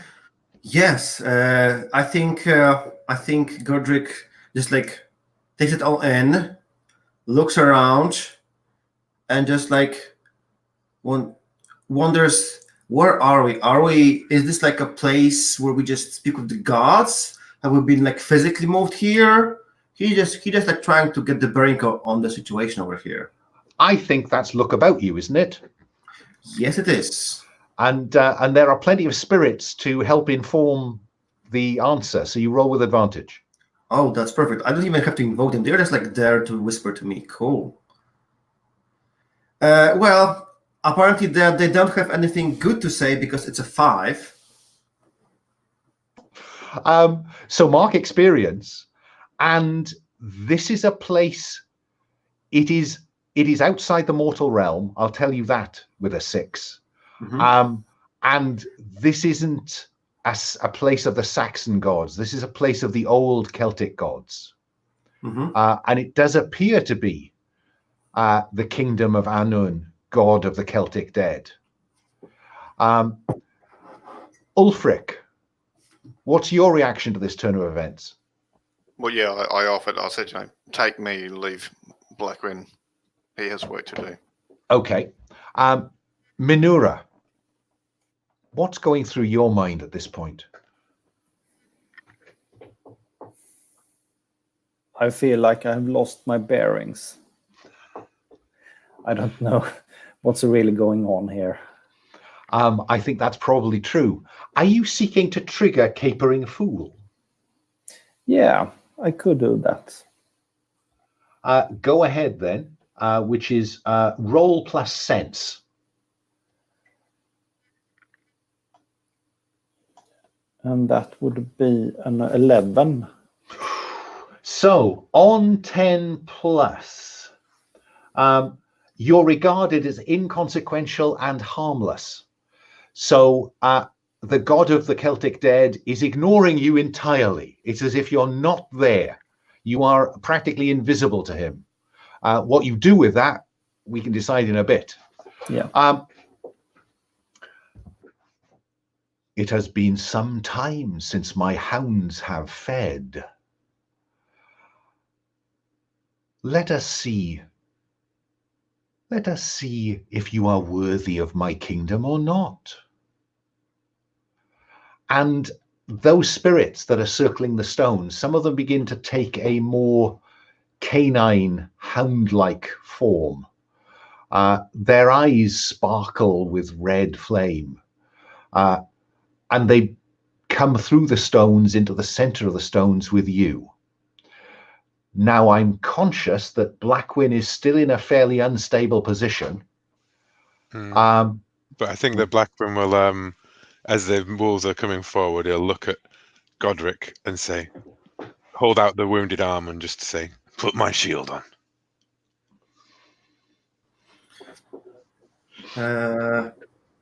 Yeah, I think. You took the hand, give me my shield. I think Godric just like leaves the shield and just like attaches this to your like arm. Yeah. So he binds the shield to the handless arm. Yes. There are 3 hounds entering the circle. Sorry, Ulfric. I think I'll go back to back and I'll transform. Fine. So the 3 of you are back to back in the center of the circle. Minura, you can be anywhere because you are being ignored as inconsequential. Where do you want to be?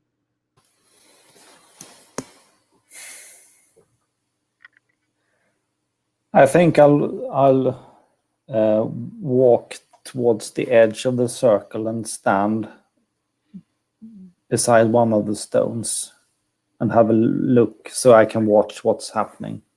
Fine. So Blackwin, Godric, Ulfric, there are 3 hounds circling you. And then they attack. Who wants to act first?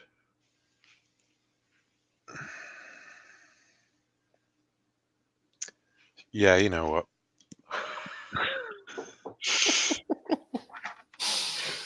Go for it, Blackwin. You are being reckless. Yep. Recover a point of fate. That is a 9. And since I just regained a point of fate, I'm going to spend that to turn it to a 10 plus. Right. So you do 2 points of harm on them. His hellhounds do. What's the range of your axe? I think it's hand. Hand? Yeah, that would make sense, wouldn't it? Yeah. Which is the same as their jaws. So they are going to get to grips with you. They would do 2 points of harm on you, but of course your bound shield managed to fend off one, and that scavenged armor takes the other bit of juice out of the attack. They have tough hide, so they will take 1 point of harm. And my extra effect, I think maybe my extra effect will just be to give advantage to Ulfric, because I know that he's in a bad way as well. So I don't want, I need him to be able to succeed on his roles as well. Fine. You still have some dying, Mark, don't you, Blackwin? I do have some dying marked, indeed, yes. So And I think take another point of harm from this. I think this counts as a degree of rough handling. So yeah, please mark another point of dying. Ulfric, he's created an opening for you in as much as perhaps he's caused the hound that was attacking him to slightly obstruct the one that is attacking you.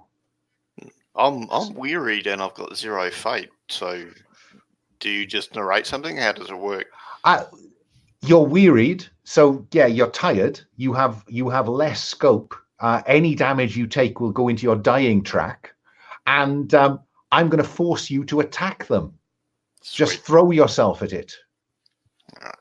Yeah, because your doom is to die recklessly. So there's no backing off for Ulfric in this battle. 8. 8. So on an 8, you will exchange harm. So you do 2 points on it, reduced by 1 because it has a tougher skin, and it does I've 2. got armor piercing. Oh, so you have. I beg your pardon. So you do 2. So you do 2 on one another. So Mark, oh goodness me, it's all getting a bit iffy. Did you Godric, roll advantage, Ulfric? No, gave you I thought advantage on wearied means I get disadvantage. no, not because he's given you advantage from his successful Okay, attack so on the other. 7. Well, that actually would have been a 10 then. Oh, fair enough. So you still exchange harm, but you get the extra bit of fight move if you want it. What do you want to do? I'll give advantage to Godric. Let's pass the parcel. Godric, what are you going to do? It's about to leap at you. Well, Godric doesn't stand strong while being attacked by this beast, and he doesn't much care what the beast will do to him because he like somehow he still has his staff in his hand, even though it was left in front of the hut. Don't ask me how. Some affects. He like puts the totem on the top of this. He puts the skull totem on the top of his staff. And he like holds it high, and he says, "We are the Saxons. You are not our god. We will not be judged by you. I banish you from this place, and I summon the Thunir to judge his warriors whether they are worthy to live or not.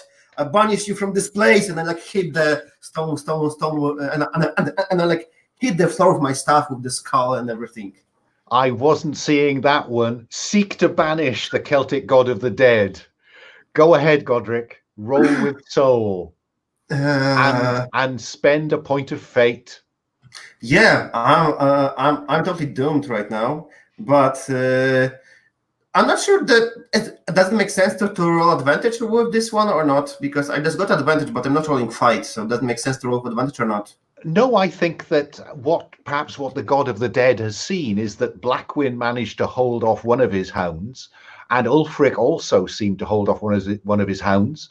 So I think that maybe he's not as confident as he was. So no, I'm very happy for you to roll with advantage. Just making sure if it makes sense. Cool. Psychological damage to a god is just as valid. Yeah, it's a 14. And you're back in the hut. And a voice echoes in the hut. "I am not done with you, mortals." And I think that's probably the end of the episode, unless you have some really clever stuff. I'm happy to epilogue out of that, but I can't see a way to beat sending the god of the dead packing. And I think it probably signals the inevitable decline of the pagan gods of the Celts over the next 200 years. Well, I think since I'm doomed, maybe it turns out that Godric is not back in the hut with the rest of the team.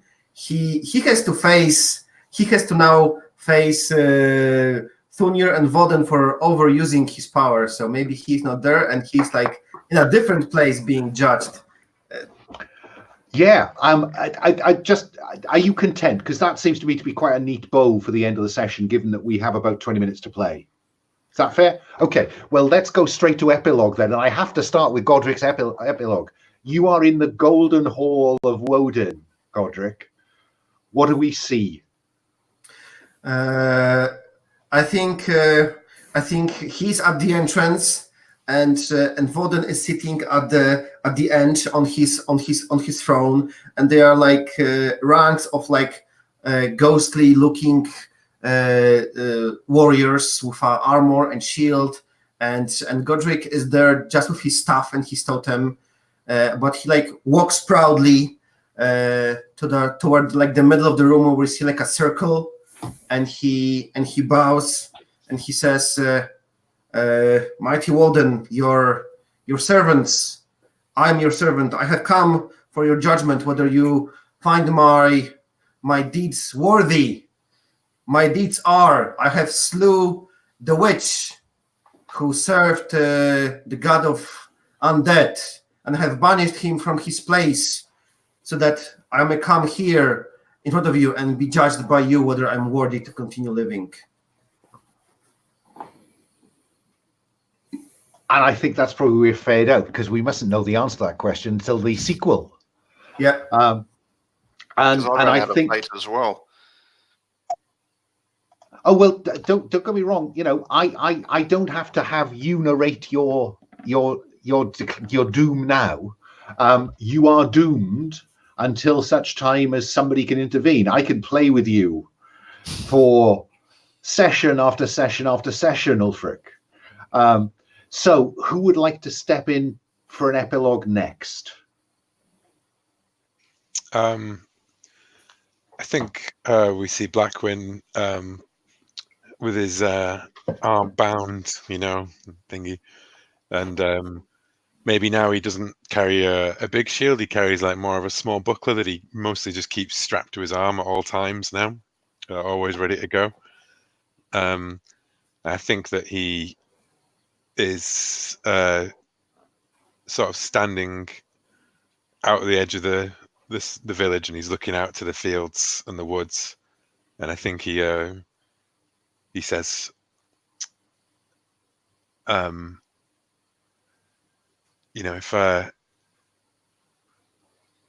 if the gods stand between me and my vengeance, then the gods can die too. There is no way that Blackwin can be ground down. I dare you, gods. Fine. Minura. Where do we see Minura? In the immediate aftermath or further away in time? Entirely up to you.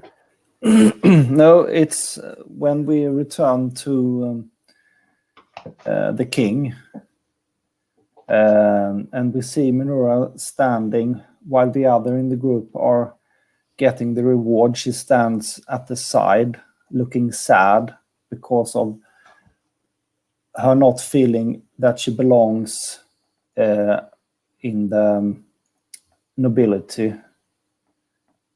She can't find her place. Oh, I think, yeah. Do we see a single? Yeah. Oh, yeah. Oh, yes. Such pathos at the end of the adventure. Yes. Ulfric, what do we see? I think he's in sort of hybrid wolf form. He's walking in the woods, and there's kind of a silvery mist in the first 2 feet of the ground. It's cold. There's a bunch of people with kind of bluey, silvery skin and brown cloaks, and one of them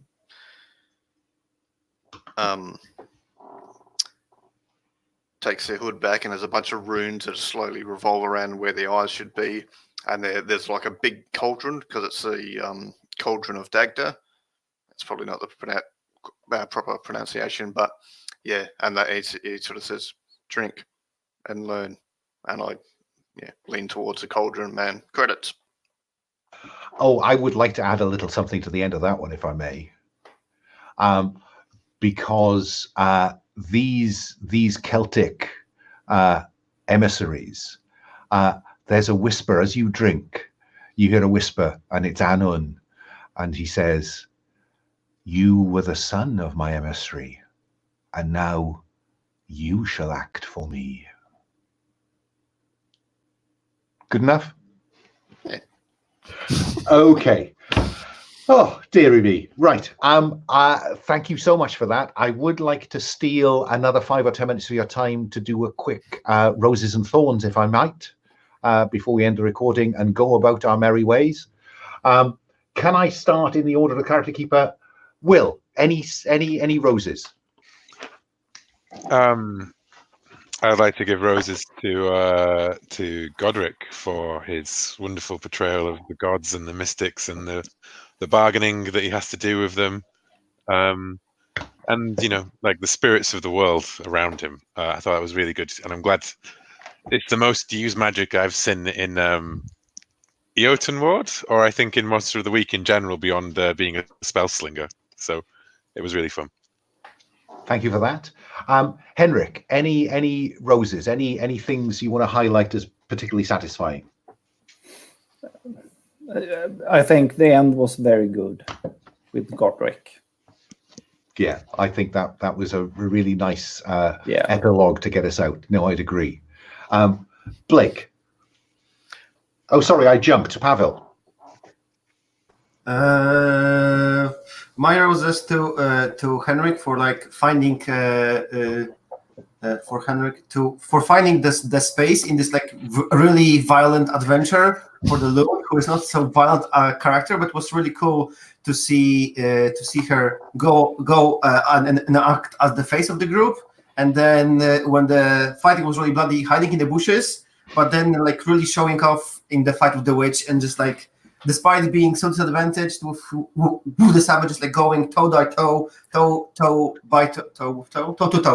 with the enemy and just like trying to kill it. So yeah, and I really like the wolf, and I really like the Blackwick for being just like unstoppable warrior on his road to vengeance. It was amazing. Great. Blake, any roses? It was all good. For Henrik's first game, that was awesome. He found different spots to sort of flesh out his character, and sort of being disenfranchised with the merchant nobles and finding her faith in Christianity. That was all cool. And Blackwind's massive balls of steel is impressive. Yes, take my hand. Thank you for that.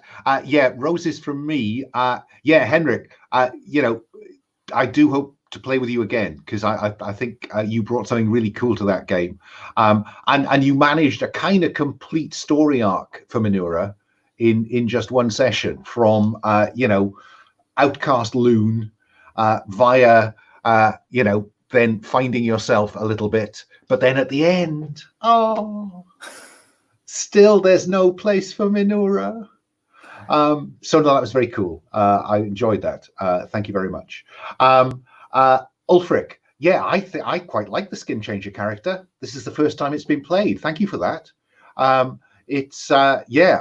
think that you played the wolf, and I was really pleased you took dominance, because I think there's something about being a bit subtler about what you can do with animals rather than just slaughtering stuff. So yeah, thanks for that. The scene where you face down the wolf pack, I thought was really cool. And the developing relationship between you and Minura, I think that was really nice as well. Pavel, thank you for leaning into the creation of the kind of pagan myth, which is, it puts a lot of responsibility on the mystic, but I think you carried that really well. And, I did not see the idea of banish, god of death. What can I say? I wasn't quite certain how you were going to escape, but I wasn't expecting that one. And Will, yeah, Blackwind, I like Blackwind. Blackwind's a very straightforward individual. Every time I say, what do you do now? I kind of know what the answer's going to be. And there is an absolute consistency to that, which I rather like in a Hammer of the It's very God. Conan. It is. I am Blackwind.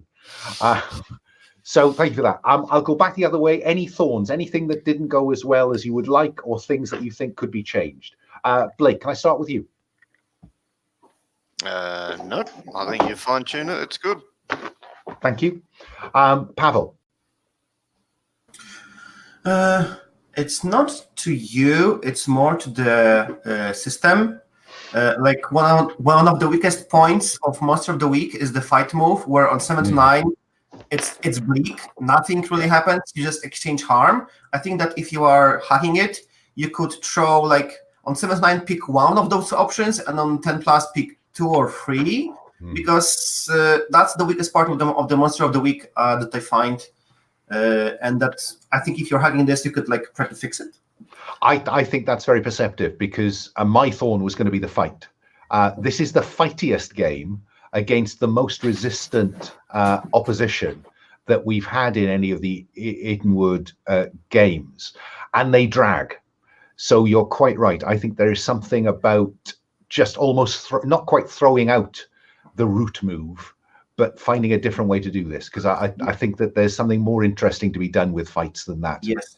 I really like that there is no option to, like, avoid the harm completely like in other games. I really like that the fights drag a little bit, but I just think that the 7 to 9 should have something there, like maybe just, like, pick inflict more harm or take less harm, and then on 10 plus, like, a bigger list to choose from, because maybe forcing the foe where you want them should be, like, only 10 plus. It's like a big success, but I feel like something should be there on 7 to 9 just on more than established, just like exchange harm.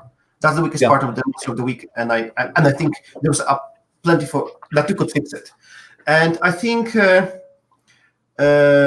would like to say that more variety of options on the temptation should be available, because I think that out of the 5 available, Reckless is far the easiest and the more action oriented, and the others are, like, really hard in, like, a heroic kind of, like, a we kill monsters game. So maybe there should be, like, some more options to be considered, because it was, like, I found it like really hard without without some help to, like, trigger vengeful, greedy, or deceitful. It's, like, really hard. I was looking for the opportunity to recover some fate, and I didn't find it. I've been struggling with this. I've been wondering about replacing fate with keys, or having them driven by keys, which might be a way to do it. I think that you're right. Lots of people choose Reckless because it's easy, because it's heroic, it's easy, it's cool, it drives action more forward. We need, like, a couple of more, or, like, divide Reckless into 2 or 3 other objectives if you can find it. Yeah, no, I think there might be something to that. Because I want to keep fate in some form, but I think you're right. There's something about more variety in ways to get it back. Thank you for that. Much appreciated. Henrik, any thorns? Anything that could have gone better for you in your first Gauntlet game? My God. And my first PbtA game. Oh God. So I don't really have so much to compare to, so I don't really know what to say here. No, that's fine. That's fine. Oh, I hadn't realized you've never played PbtA before. I'd have been a little bit more gentle when I was asking what moves you wanted to make. But I would just say I wanted to sorry, I forgot a rose. Pavel, it was really neat of you to be looking at Henrik's moves, at Minura's moves, and prompting an opportunity to lean in. Because the Loon, a bit like the Commoner, has a number of those interactive moves that kind of almost requires somebody else to help trigger them. So that was very generous of you. Thanks. Finally, Will, thorns. I don't really. My only regret is that I wasn't able to wheedle some sort of hint towards Blackwind's passed out of the Celtic god. Whether that would be, I thought when you said that you couldn't, that you'll never find the people who killed your daughter because your daughter isn't dead. But, that's a different tack for it to take. Yeah, no, I wish I'd thought of that, but I didn't. Sorry. No problem. There are hopefully other games of Eotenweard in the future with a one-handed Blackwind. Mine was more of a suggestion, because I noticed that the debt moves are, that's a new addition since last time I played. And I was thinking, the debt move is to resist it is a roll plus sense. Subtle, is it? Yeah. To not have to. Maybe, and I know this is like hacking in more stuff might not be necessary, but like it could be an optional move to change that. You know how like different moves let you use a different stat for different things. Oh yeah. So Yeah. like maybe the hammer wouldn't roll subtly, would roll like Yeah, that's savagery a or good idea. Yeah, because it's a hangover from the original honor move, which was roll subtle to convince them that now is not the right time. And maybe I've gone for argument there rather than grit. Yeah, and it could be one of those like context specific moves. Yeah, You know, like when you yeah. do it with this, you roll this stat kind of thing. Like, No, that's a clever idea. Thanks for that. I think that might be worth looking at. Okay, folks. My thorns were the fight one. It's odd, isn't it, how time flies and you realise that fight, you want it kind of a bit more cinematic. So I will simply thank you. Wave goodbye to the internet because I'm about to end the broadcast.